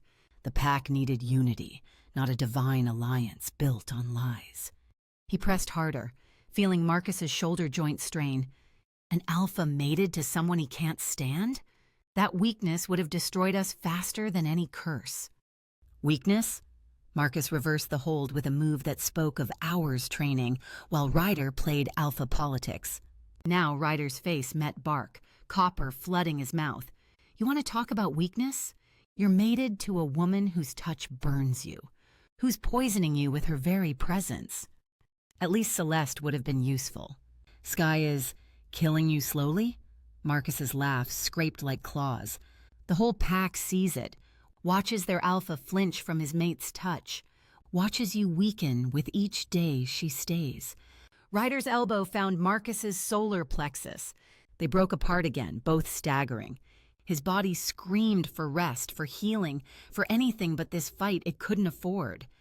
But Marcus had information about Sky, about Celeste, about the currents moving beneath pack politics. You're jealous. The realization hit as Ryder wiped blood from his eyes. Goddess help me, you were in love with her. Marcus went still, dangerous still, the kind that preceded violence. Love? He tested the word like foreign food. You think this is about love? I think you wanted Celeste for yourself. Ryder pressed forward, seeing the crack in Marcus's mask. All that pushing for the alliance. It wasn't pack politics. It was so you could be close to her. Love and pack politics don't mix. But something flickered in Marcus's eyes. Old pain quickly buried. That's what you tell yourself. But you wanted her, and when she left, when the alliance crumbled, you blamed me. I blamed you for being weak. The words exploded out, raw and honest. Marcus charged, no finesse now, just rage. She was perfect. Divine power, political connections, beauty that could stop hearts. She was everything the pack needed, and you threw it away because you couldn't pretend to care. They hit the ground hard, rolling in mud and pine needles. Marcus got on top, hands around Ryder's throat. Not playing now, squeezing with intent to end. You know what the worst part was? Marcus's face twisted with years of suppressed fury. She wanted me, Celeste. We understood each other, both of us trapped by duty, by what our families demanded. But I was beta, second, always second. So I pushed the alliance I wanted to destroy, just to be near her. Black spots swam in Ryder's vision. His hands clawed at Marcus's grip, but his strength was gone, spent on a fight his body couldn't handle. The marking, the burns, the endless drain of the curse, all of it crashed down at once. Then Marcus made a mistake. He leaned closer to watch Ryder's eyes dim. At least when you're gone, I'll lead the pack properly. And your little divine healer, she'll learn what real alphas do with...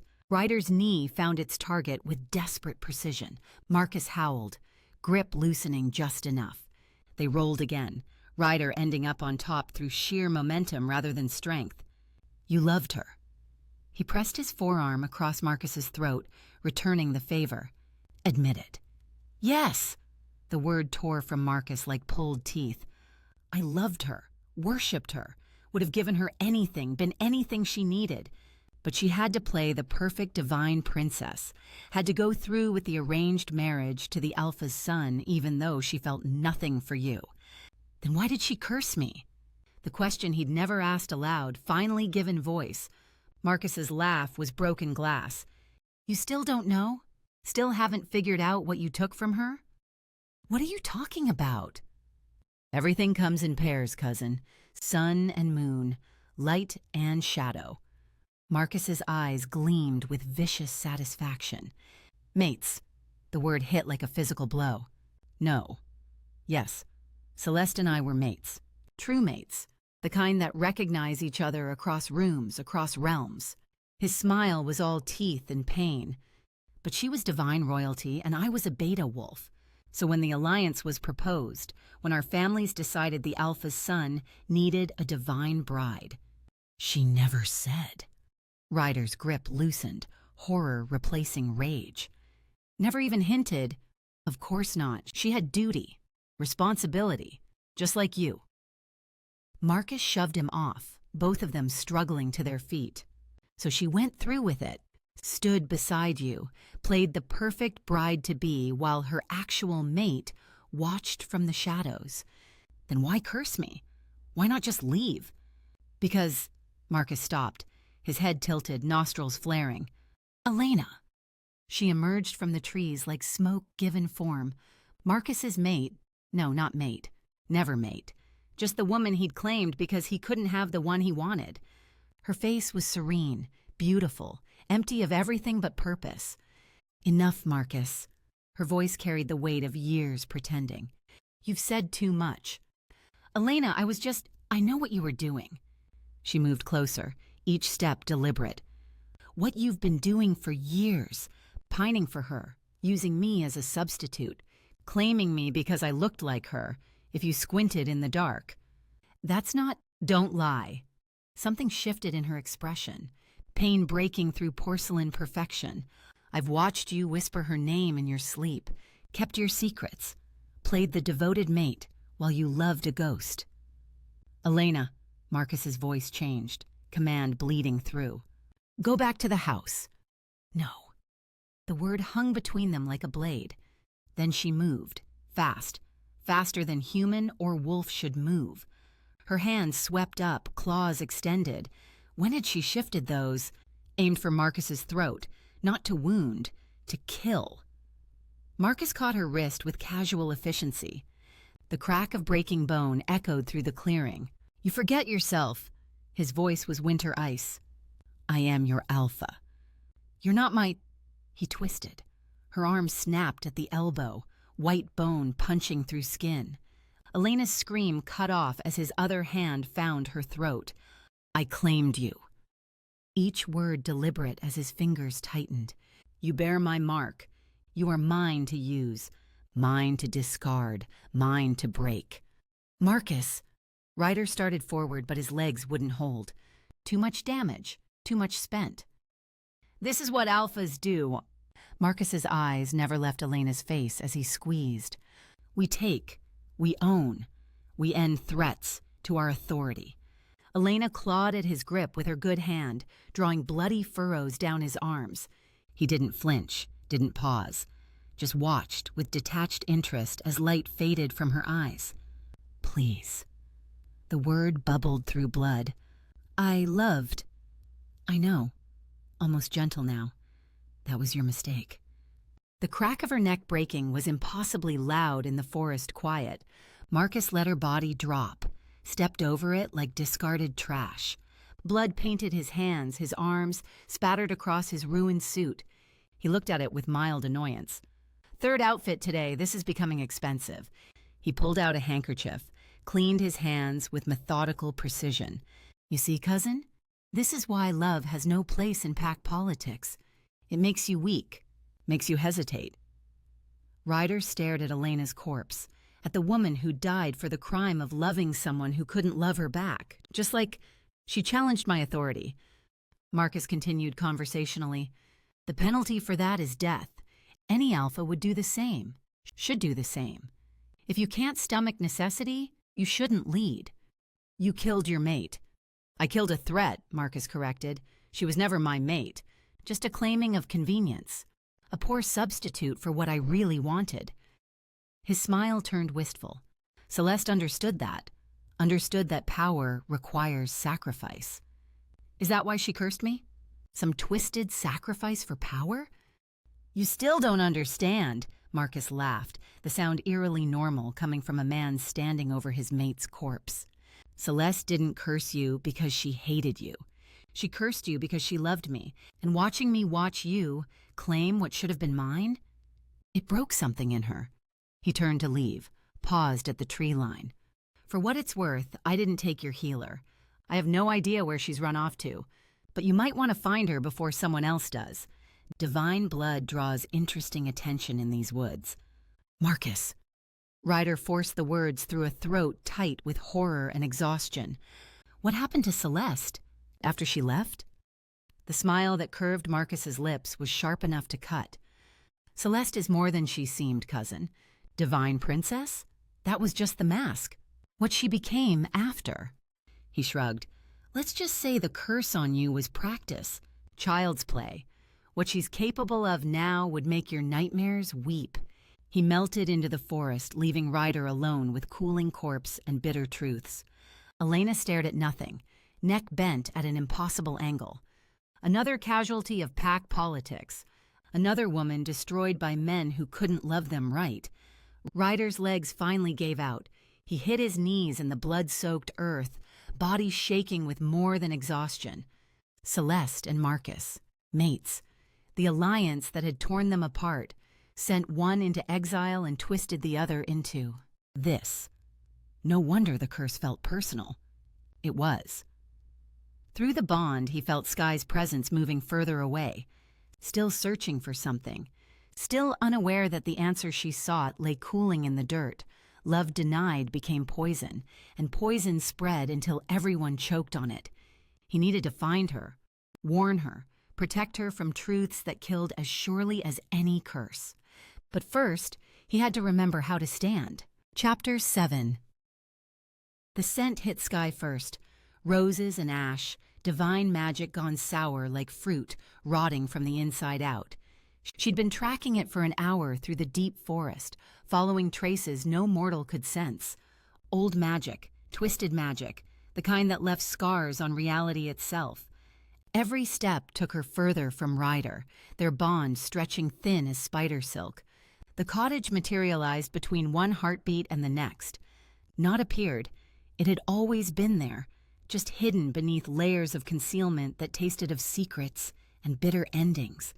Ivy crawled up walls that shifted between stone and shadow. The garden bloomed with flowers that had no names, their petals the color of drugged blood under the canopy's filtered light. Celeste stood among them like she'd been waiting. Time had changed her. The divine princess from Ryder's few descriptions would have glowed with celestial light, moved with heaven's grace. This woman wore shadows like armor. Her beauty had sharpened into something that could cut, cheekbones severe as winter, eyes the gray of storms that drown ships. Sky Winters. Her voice carried harmonics that shouldn't exist in mortal throats. The new divine healer who thinks she can save him. Celeste. Sky stepped into the garden, flowers wilting at her passage. The old divine healer who cursed him. Straight to accusations? Celeste's laugh was breaking bells. How refreshingly direct. Yes, I cursed Ryder Thornfield. Happy? Does naming the villain make you feel better about your situation? Why? The word came out harder than intended. Because I could. Celeste moved through her garden with liquid grace, fingers trailing over impossible blooms. Because he needed to learn that actions have consequences. Because the perfect alpha's son should understand what it feels like when kindness becomes poison. You destroyed an innocent man because you could? Innocent? The temperature dropped 20 degrees. That's what he told you? That he was innocent in our grand disaster of an engagement? Shadows writhed around Celeste's fingers, and Sky recognized the signature. Not pure divine magic, not quite dark, but something between. The kind they whispered about in divine halls but never named aloud. Alternative magic. The realization tasted of copper and forbidden knowledge. You studied the shadow arts. Alternative, shadow, dark. Celeste waved dismissively, but her eyes glittered with approval. Labels for power that makes the divine council uncomfortable. I was an apprentice like you. But while you learned to heal with light, I learned that shadows have their own strength. The divine don't practice dark magic. Even saying it felt like betrayal of everything she'd been taught. The divine don't admit to practicing dark magic, Celeste corrected. Different thing entirely. Every house has its secrets, its necessary evils. I just had the misfortune of being caught between two worlds, divine training, mortal marriage, and a curse I couldn't quite control. She plucked a flower that screamed silently as it died. Would you like to know the truth? Not Ryder's version, not Marcus's version, but what really happened. I'm listening. I was meant to be his mate. The words dripped venom. Arranged since birth. Divine bloodline to strengthen pack magic. Political alliance to secure power. Everything calculated except for one small detail. I despised him. Because you loved someone else. It wasn't a question. The hatred in Celeste's voice went deeper than mere dislike. Something flickered across her face, quickly smothered. Love had nothing to do with it. Liar. Sky stepped closer, reading the micro-expressions divine training had taught her to see. You can't hate that deeply without loving first. Who was it? Who did you actually want? Does it matter? Celeste's control cracked, shadows boiling around her. I was traded like breeding stock to secure an alliance. My wants, my choices, irrelevant. So yes, I cursed him. A little working that got out of hand. Out of hand? Anger flared hot in Sky's chest. People died because of your little working. Every time he showed kindness, they died because the curse evolved beyond my intention. For the first time, something like regret flickered in those storm-gray eyes. I was an apprentice playing with forces I didn't understand. The curse was supposed to be simple, make him feel the isolation I felt. Instead, it grew, fed on his protective nature, became something I couldn't control or break. Then help me break it now. Celeste laughed, sharp as winter wind. Help you? Little healer, I can't even break the curses on myself. That's what happens when you mix divine light with shadow arts. You become something neither side wants. She moved closer, and Sky fought not to step back from the wrongness radiating from her. Divine magic corrupted, turned in on itself until it became its own antithesis. Besides, Celeste continued, why would I help the woman who has what I was supposed to have? The mate bond, the pack acceptance, the alpha's heart, all things I was promised and never received. You didn't want them. That's not the point. The shadows exploded outward, flowers withering to ash. I didn't get to choose. None of us got to choose, and now you waltz in, break divine law for love, and expect happy endings? I expect nothing. Sky held her ground as darkness pressed close. But I'll fight for him, for us, for the pack you helped destroy. How noble! Celeste's smile was all teeth. Tell me, has he mentioned how he rejected me? How the perfect alpha's son took one look at his divine bride and told his father he'd rather stay unmated forever? He said the engagement ended. The engagement ended because he couldn't hide his disgust. The words cut like glass. Do you know what it's like to see revulsion in the eyes of someone who's supposed to want you? To watch him flinch from your touch before any curse made it painful? He didn't love you. That's not a crime. No, but it was humiliation for both of us. Celeste turned away, composure rebuilding itself. I should thank you, really. You've given me the most exquisite revenge, watching him burn every time you touch. Poetic justice for a man who couldn't bear the thought of touching me. You're lying. But something cold settled in Sky's stomach. The curse happened because of accumulated rage. Celeste faced her again, beautiful and terrible. Years of being second choice. Of watching him look through me like I was furniture. Of knowing everyone could see his disgust. So when I finally left, I gave him a parting gift. Let his kindness hurt others the way his cruelty hurt me. He wasn't cruel, he was honest. Sometimes they're the same thing. Sky turned to leave, disgust and pity warring in her chest. This broken woman clinging to old poison, feeding on bitterness until it became all she was. I'm done here. She headed for the garden gate. You can't help, won't help, so rot here with your shadows and leave us. The ground vanished. One moment earth, the next empty air. Sky plummeted through darkness that tasted of malice and careful planning. Her divine reflexes kicked in, hands scrabbling for purchase on smooth stone. Nothing. Just the sick sensation of falling toward impact. Not fatal. The drop calculated to hurt, not kill. She hit stone hard enough to drive air from her lungs, pain shooting up her left side. 30 feet? 40? Through swimming vision, she saw cave walls rising to a small circle of sky far above. Did you really think I'd let you leave? Celeste's voice drifted down, echoing off stone. After you found me? After you learned the truth? Sky pushed to her feet, ribs screaming protest. Nothing broken, but breathing hurt. Trap spell, you prepared this. Weeks ago. Celeste appeared at the cave mouth, silhouetted against dying light. When I knew Ryder had taken a new mate, I've been waiting, watching, preparing the perfect cage for his latest toy. Dark magic shimmered across the cave mouth, a barrier that reeked of corrupted divine energy. Sky reached for her power, tried to counter it, and found nothing. The walls themselves seemed to eat magic, draining it before it could form. Clever, isn't it? Celeste's satisfaction dripped like honey. The cave is lined with null stone, absorbs divine magic, reflects dark magic, creates a perfect prison for someone caught between. You can't blast your way out, can't call for help, can't even reach your precious mate bond. She was right, the bond with Ryder, always present, always warm, was gone. Not severed, but muffled, wrapped in layers of magical static until she couldn't feel him at all. He'll find me. Will he? Celeste laughed. He doesn't even know where you are. And by the time he realizes you're missing, tracks you here. Well, Nullstone has other properties. It's hungry. In a few days, it'll start feeding on your life force. Slowly, carefully.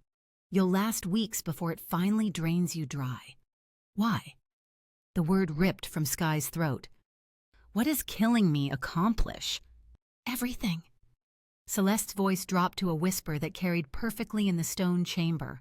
He took my life, my choices, my love, so I'll take his.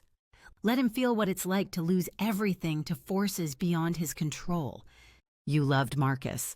The truth hit with sudden clarity. That's why you hate Ryder so much. You were mates with his beta and the Alliance. Don't. The word cracked like a whip. Don't you dare speak of things you don't understand. I understand plenty. You loved Marcus but were promised to Ryder. Duty versus heart. I understand that conflict better than... You understand nothing. Celeste's composure shattered completely. You gotta choose. You broke divine law for love, and faced consequences with your mate beside you. I followed every rule, honored every duty, and lost everything. So you became this. Sky gestured at the cave, the trap, the bitter woman above. You let pain twist you into... I became what they made me. Ice now, colder than winter storms. Divine cast out for dabbling in shadow. Shadow rejecting me for being too light. And the wolves? They got their alliance broken and their alpha cursed. Everyone lost because no one would let us choose. Marcus chose. He took another mate. Marcus took a substitute.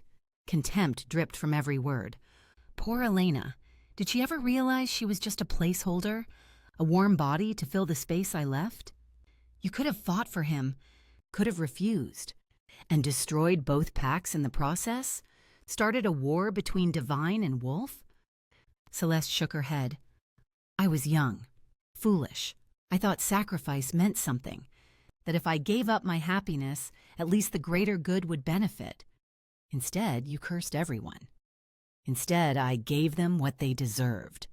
The shadows around her writhed, responding to old fury. But don't worry, you won't suffer that long. A few weeks of slowly fading, and Ryder will be free to find another mate. One who won't burn him. One who might actually break the curse instead of making it worse. I'm not making it worse. You're dying, little healer. You just don't know it yet. Celeste stepped back from the edge. What you don't have, no one else can have. That's the only justice left in this world. She vanished, taking the last of the light with her. Darkness pressed in, absolute and hungry. Sky reached for her divine light, managed only the faintest glow before the walls devoured it. Again, each attempt weaker as the null stone fed. Something moved in her pocket. Pax? Her voice cracked with relief. A tiny marble rolled out, hitting the stone with a crystalline ping. Pax, this isn't the time for... She picked up the marble, felt the familiar warmth of her friend trapped inside. Oh no. The dark magic had frozen him mid-transformation, caught between forms, compressed into this tiny sphere. Through the glass-like surface, she could see his essence swirling, aware but unable to shift, unable to speak, unable to help. I'm sorry. She cradled the marble against her chest, feeling tears track down her cheeks. I'm so sorry. I dragged you into this, and now... The cave walls pressed closer. Or maybe that was her imagination. Hard to tell in the absolute dark, with magic being steadily drained and her mate bond silenced. Celeste was right. Ryder wouldn't find her in time. Even if he somehow tracked her here, the null stone would trap him too. Or worse, he'd try to break through and trigger whatever other nasty surprises she'd laid. All because two people hadn't been allowed to love who they chose. Because duty came before heart. Because the price of defying tradition was paid in blood and curses and caves that ate magic. Sky pressed her back against the stone wall and tried not to think about weeks of slowly fading. Tried not to imagine Ryder searching, calling, burning himself on their bond trying to find her. At least when she was gone, he'd be free. The curse might ease without divine magic triggering it. He could heal, lead, maybe even love again. The thought should have been comforting. Instead, it just made the darkness heavier. In her hand, the marble that was Pax pulsed with warmth. Still there, still fighting, still trying to help, even trapped in glass and silence. She wasn't alone, not completely. But in a cave that ate magic and hope alike, that was cold comfort indeed. Chapter 8. The scent trail was dying. Ryder pressed his palm against rough bark, using the tree for support while the world tilted sideways. His body screamed protests, ribs Marcus had cracked, muscles torn from shifting when he shouldn't, the ever-present burn of the curse eating him hollow. But Sky's scent, faint as morning mist, pulled him forward. Starlight and stubbornness and her. 3 hours since he'd found Elena's body. 2 since he'd dragged himself upright and started tracking. 1 since the scent had led him into the forbidden part of the forest, where even wolves feared to tread. The trees grew wrong here. Twisted things that grabbed at clothes and hair, roots that tried to trip, branches that whispered warnings in languages that predated words. Every wolf knew the stories. The stone caves that swallowed magic, the paths that led nowhere, the things that hunted in shadows too dark for even night vision to pierce. He didn't care. His mate was here somewhere, her scent threading between twisted trunks like breadcrumbs meant just for him, fading with each step, but there. She'd walked this path, touched this branch, breathed this cursed air. The forest opened without warning. One moment trees, the next a clearing that shouldn't exist. Grass grew in perfect circles, each blade the same height. Stones jutted from earth at angles that hurt to look at. And at the center, the cave mouth yawned like a wound in the world.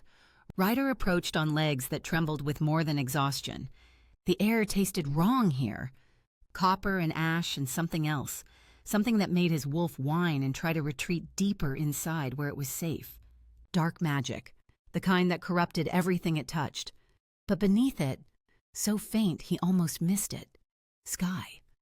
He dropped to his knees at the cave's edge, peering into shadows that seemed to writhe. The opening was maybe 6 feet across, walls of smooth stone dropping into black. No handholds, no rope, no way down, except, "Sky!" His voice echoed off stone, bouncing back, distorted. He leaned further, desperate for any sign. There. Movement in the depths. A figure pushing upright, face tilting toward his voice. "Ryder?" Her voice came from so far below it might have been another world.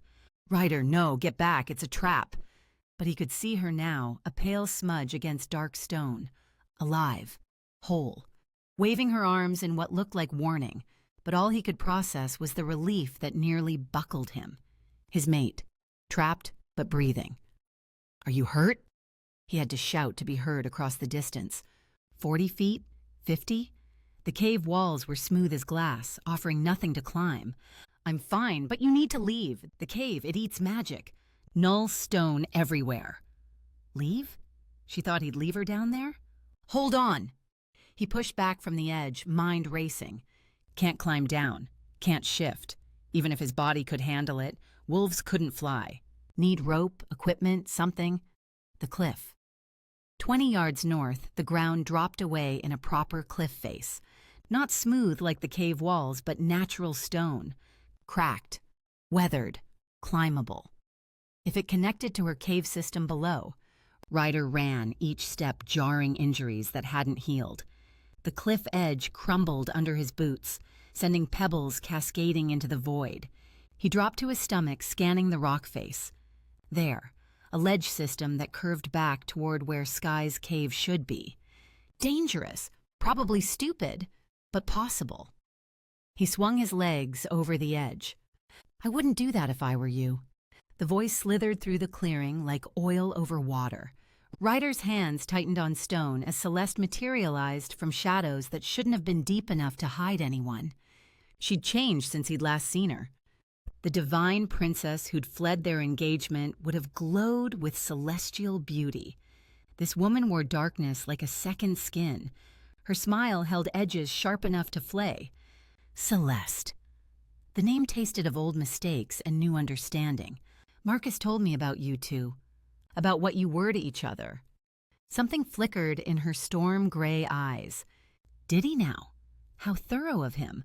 Though I doubt he told you everything." "He told me enough." Ryder's feet found the first ledge, testing its strength. "You were mates, true mates, and I stood between you. You stood there like furniture." Her voice could have frozen flame. Pretty well-carved furniture our families arranged just so, never wondering if the furniture had feelings. His hand searched for the next hold, rough stone biting into his palms. "I know, and I'm sorry." "Sorry?" She laughed, the sound scraping like claws on glass. "The great Ryder Thornfield is sorry? How wonderful, how perfectly adequate for years of... I didn't know." The words ripped from him as he descended, each movement careful despite the urgency screaming in his blood. "No one told me you had a mate? That you loved someone else.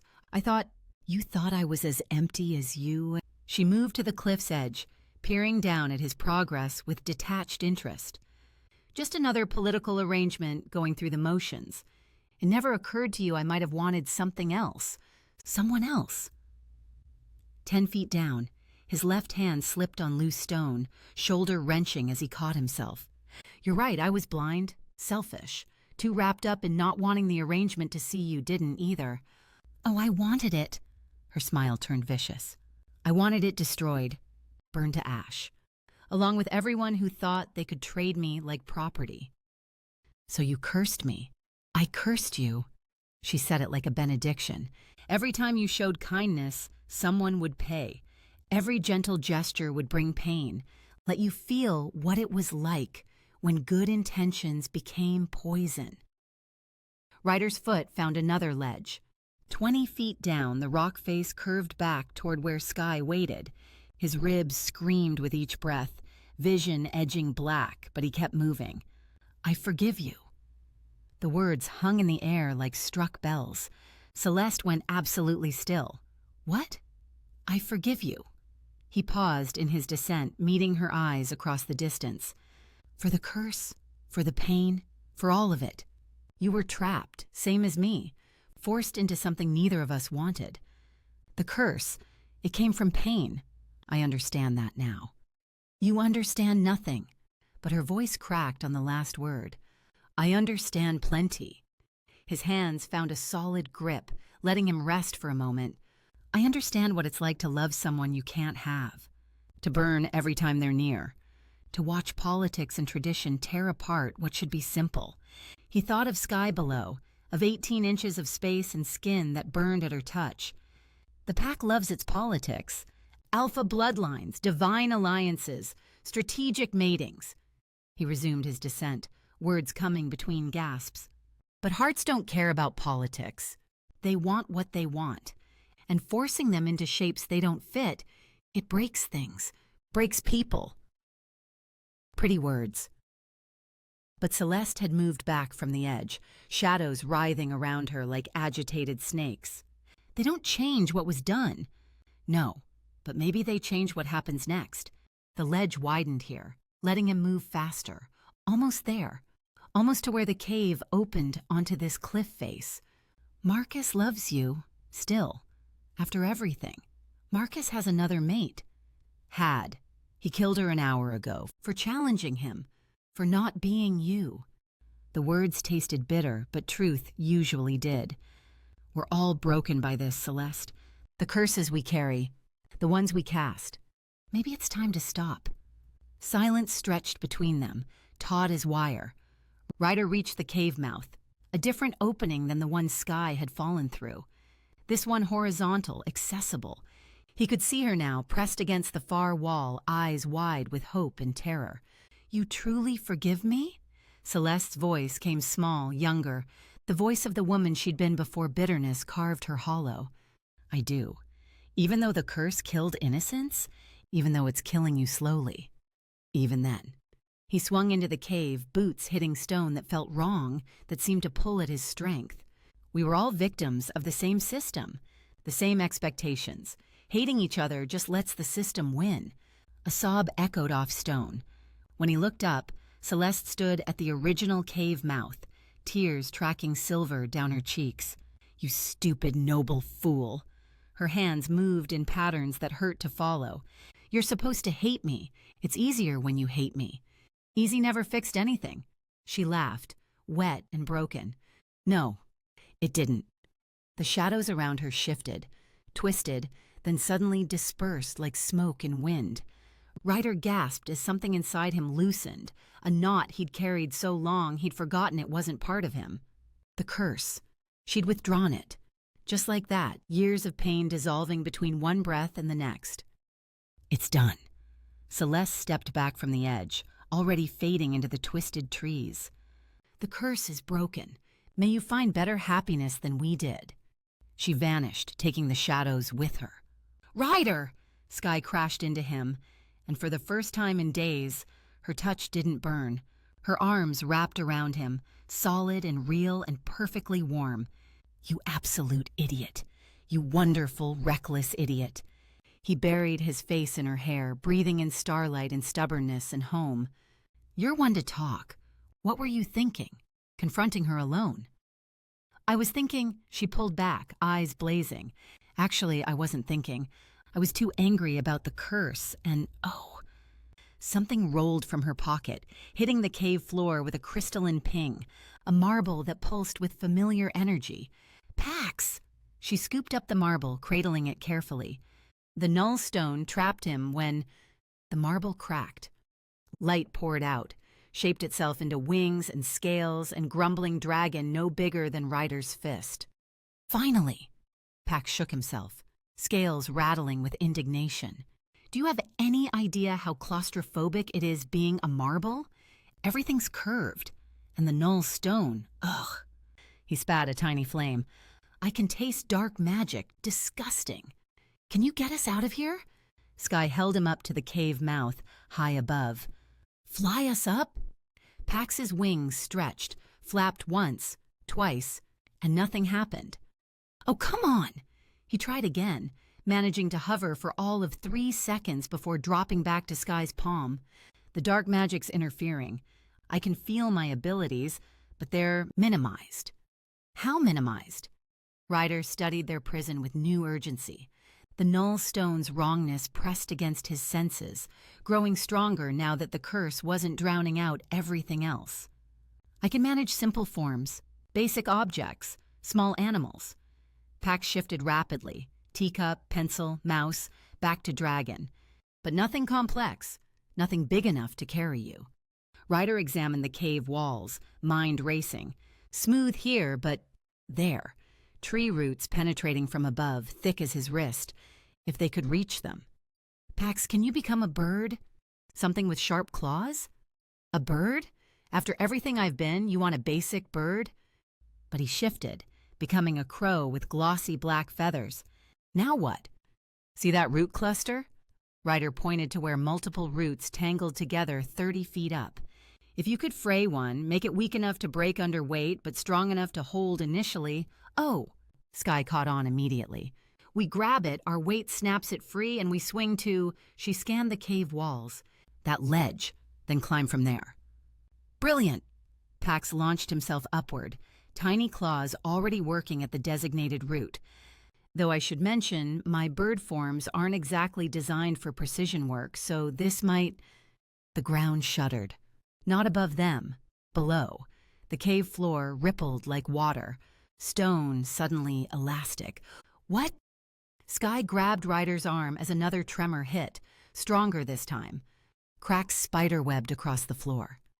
The null stone's hungry presence intensified, pressing against them like a living thing. And beneath their feet, something answered. Something vast. Something waking. "Pax!" Ryder shouted. "Hurry! I'm trying. These claws weren't meant for—" The floor exploded. Not out, down. The stone beneath them simply ceased to exist, revealing a chasm that yawned into perfect black. Ryder grabbed for Sky, for the wall, for anything solid. His fingers found hers just as gravity claimed them both. They plummeted into darkness that had no end, Pax's startled cry echoing off walls they couldn't see. The null stone's presence pressed in from all sides now, hungry and patient and old as forgotten nightmares. Down, down, down, down into the dark. Chapter 9. They fell through darkness thick as honey, slow as nightmares, inevitable as gravity. Memory struck Sky like lightning. 5 years old, standing in Master Gideon's chamber, small hands clasped behind her back as he offered her a choice. The exciting path, little one? Flying through stars, dancing on solar winds? But she'd chosen healing, grounding, feet on solid earth, hands in soil, the steady pulse of life under her palms. Now she was falling through void, and the irony tasted bitter as burnt prayers. Ryder fell beside her, his golden eyes locked on hers with an intensity that made the darkness irrelevant. Even plummeting toward probable death, he looked at her like she was salvation. "I thought Marcus hurt you." His voice came raw, shredded by wind that shouldn't exist in a closed cave. "Goddess Sky, I was terrified." "Really, Ryder?"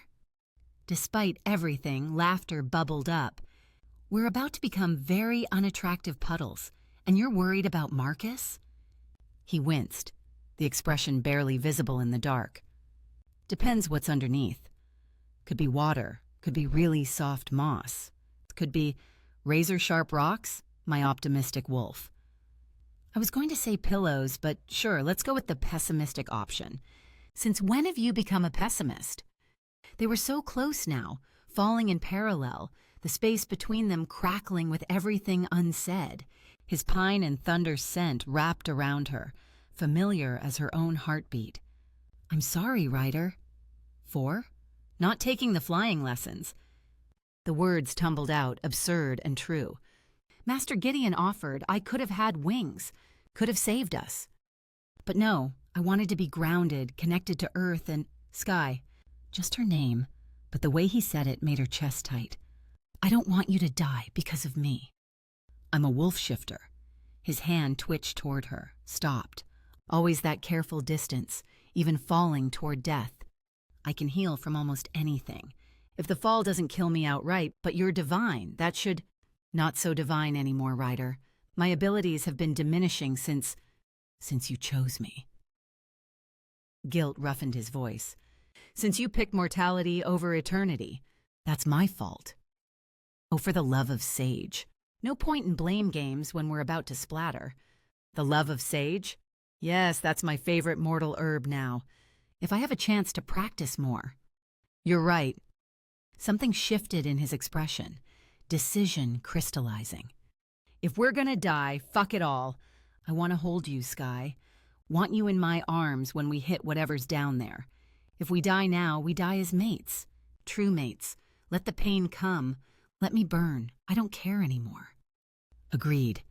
The word came out fierce as prayer. He reached for her through the dark. The moment stretched like spun glass, fragile and eternal. She watched his hands come closer, those hands that had touched her with such reverence, then flinched away in agony. Watched his face brace for pain that had become their constant companion. Their fingers met. No fire, no burning, just warmth. He yanked her against him with desperate strength, and she melted into his chest like coming home. His arms wrapped around her, solid and real and blessedly painless. She pressed her face to his neck, breathing him in. Pine smoke and wild rain and that indefinable scent that was purely Ryder. No pain. Wonder and confusion tangled in his voice. Sky, there's no pain at all. How? Don't know. She tightened her hold, fingers digging into his shoulders. Don't care. Just don't let go. Never. The word rumbled through his chest into hers. Never again. They fell, embracing, and despite the danger, despite the dark, despite everything, she'd never felt safer. His back slammed into something that bent, but didn't break.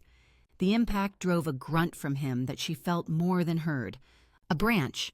No, a root, jutting from the cave wall like nature's idea of comedy.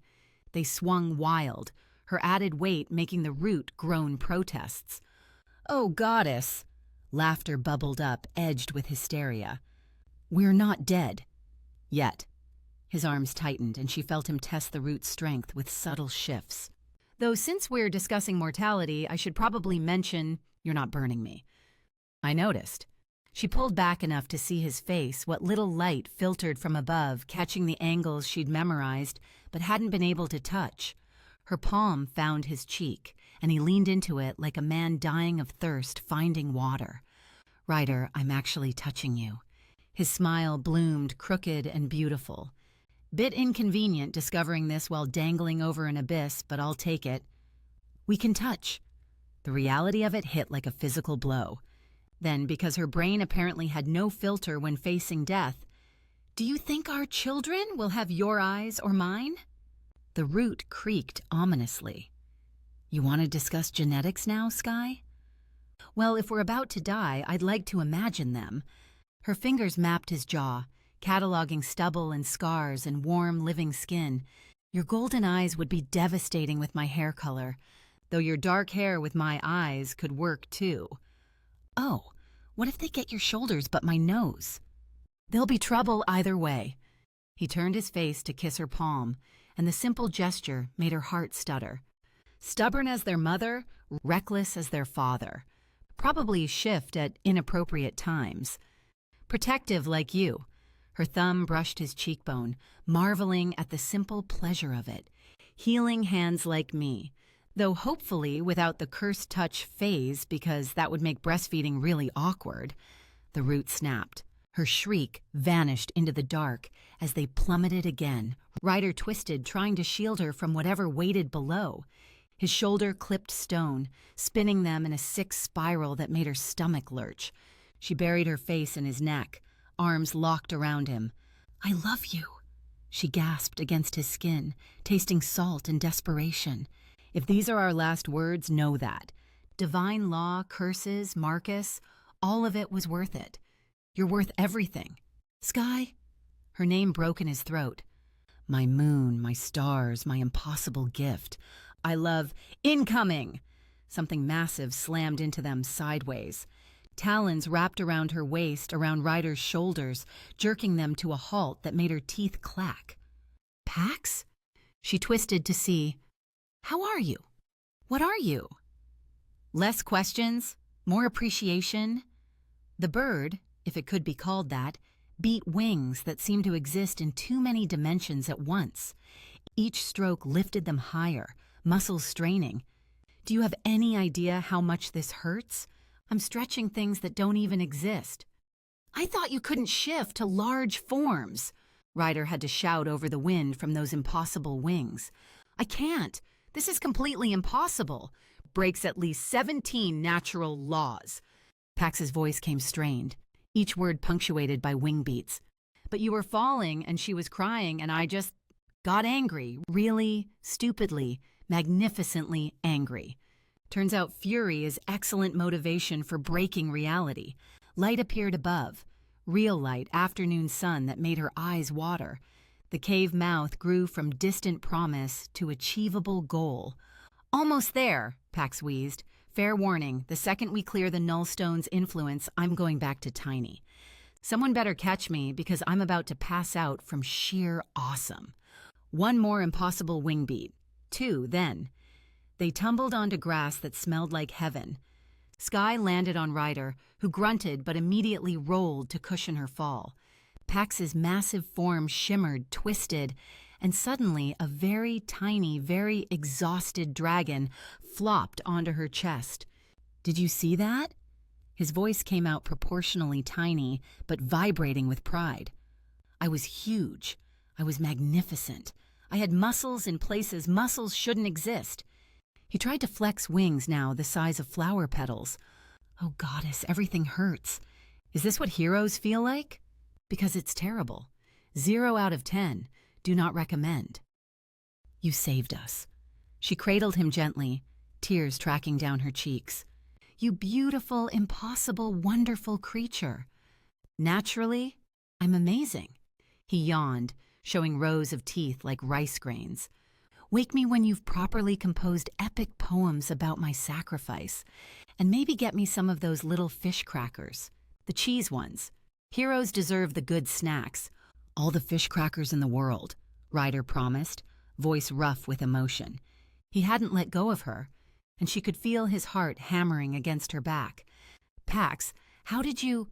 Power of love and fury, my dramatically falling friend. His eyes were already drooping.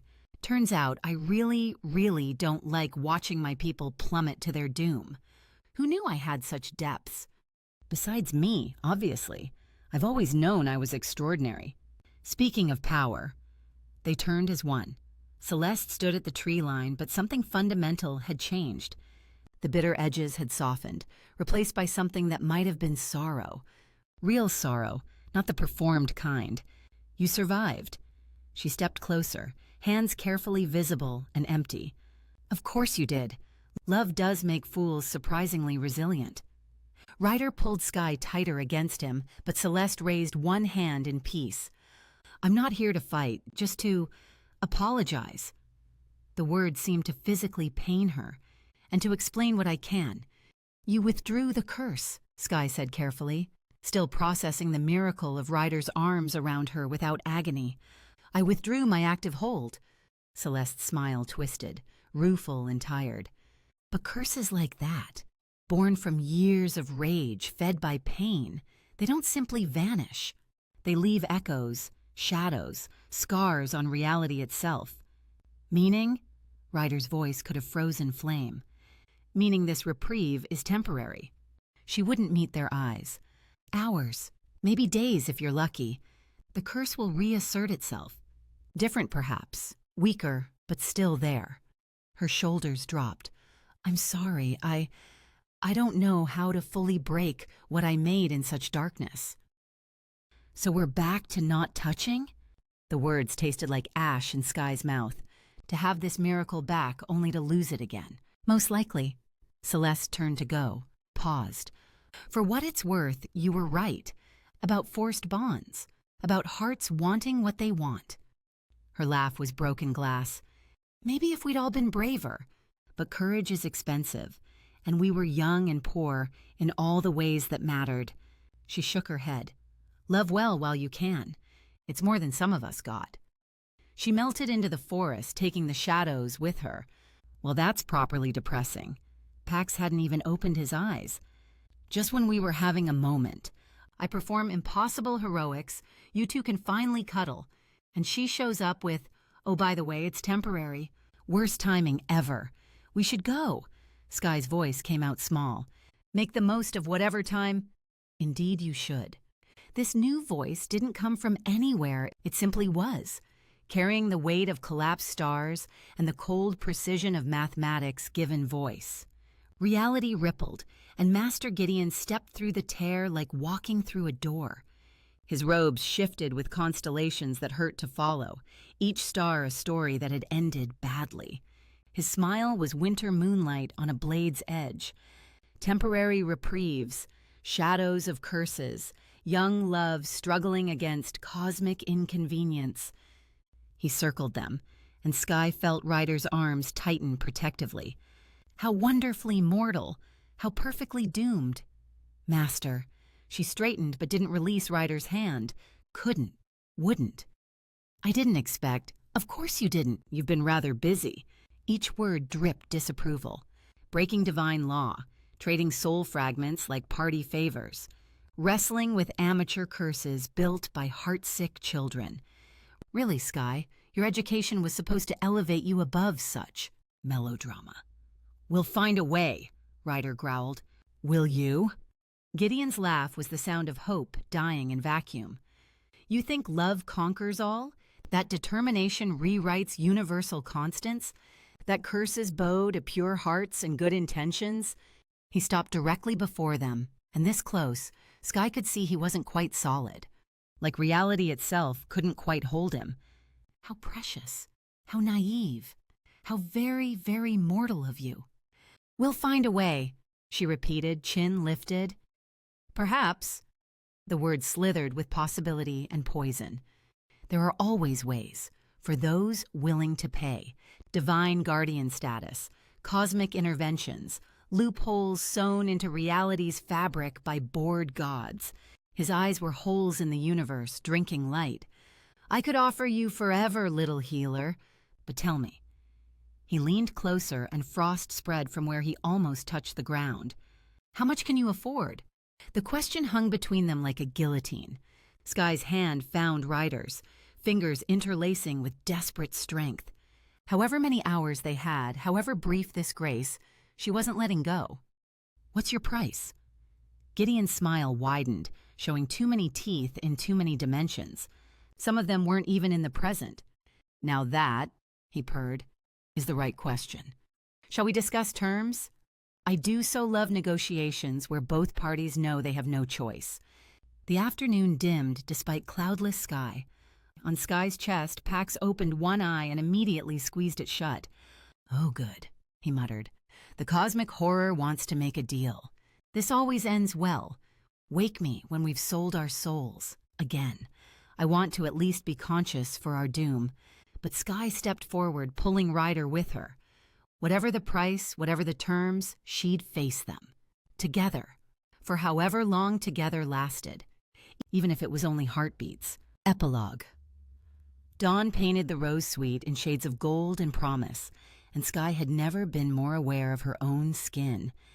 She lay sprawled across Ryder's chest, mapping the territory she'd been denied for days that felt like centuries.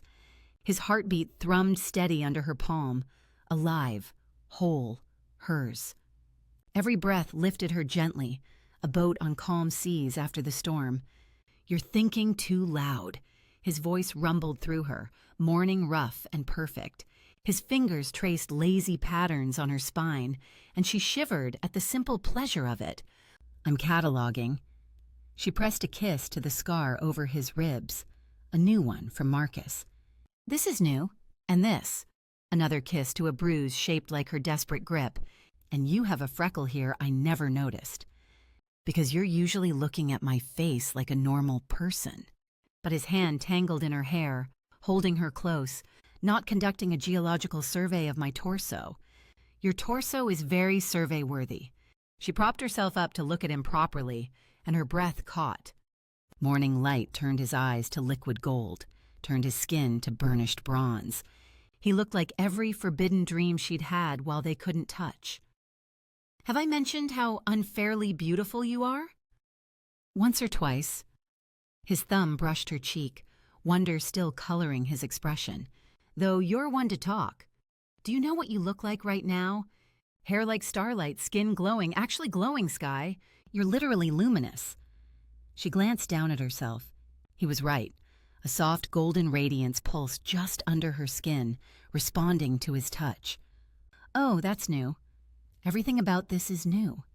He pulled her down for a kiss that tasted like gratitude and discovery. When they parted, both breathing harder, he smiled. "We should probably figure out why the curse stopped working." "Must we? Can't we just accept the miracle and stay in bed forever?" Tempting. Another kiss, deeper this time. But Pax has been clearing his throat outside the door for the past hour. "I have not," came the indignant response through the wood. "I've been politely waiting." "There's a difference." Sky laughed against Ryder's mouth. "How long has he been there?" "Since about 10 minutes after we got back. He's been stress-eating fish crackers." I can hear the crunching. "I earned those crackers," Pax protested. "Do you know how many muscles I pulled saving your dramatically plummeting selves? All of them. I pulled muscles that don't even exist." "Come in, Pax." Sky sat up, pulling the sheet around herself while Ryder reached for pants. The door burst open to reveal Pax in his tiny dragon form, surrounded by empty fish cracker boxes. "Finally, do you know how awkward it is listening to your best friend canoodle? Very awkward. I may need therapy, divine therapy, the expensive kind." "We weren't canoodling," Ryder said, pulling on a shirt. "Oh, please, the giggling alone." "I don't giggle," they said in unison, then looked at each other and unfortunately giggled. "See?" Pax flew to perch on the bedpost. "Disgusting. Beautiful, but disgusting. Now, can we please discuss why you're suddenly able to touch without creating a barbecue situation?" Sky's mind had been working on that question even through the haze of finally being able to touch her mate. The information from the Vault Guardian, it said the curse feeds on negative energy. Right. Ryder's hand found hers automatically, fingers interlacing. "But we weren't exactly radiating positivity when you were burning me." "No, but think about it." She turned to face him fully, excitement building. "What creates negative energy between mates? Fear, doubt, isolation. Every time I touched you, I was afraid of hurting you. You were afraid of being hurt. We were both terrified of what it meant, pulling back even as we reached out." Understanding dawned in his golden eyes, creating the exact negative energy the curse needed. "But in the cave, falling." She squeezed his hand. "We thought we were dying. There was no point in fear anymore. No room for doubt, just us." His voice went soft with wonder, choosing each other completely. No reservation, no hesitation. "Two hearts, one mind," Pax said quietly. "The opposite of isolation. Perfect unity. And without the negative energy to feed on. Sky felt pieces clicking into place. The curse couldn't maintain itself. Celeste withdrawing her active hold gave it the final push, but we'd already started starving it. So the solution is simple. Ryder pulled her closer, and she went willingly. We just have to maintain perfect emotional unity at all times.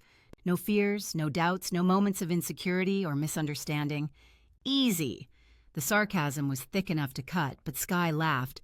When you put it like that, it's impossible, Pax said flatly.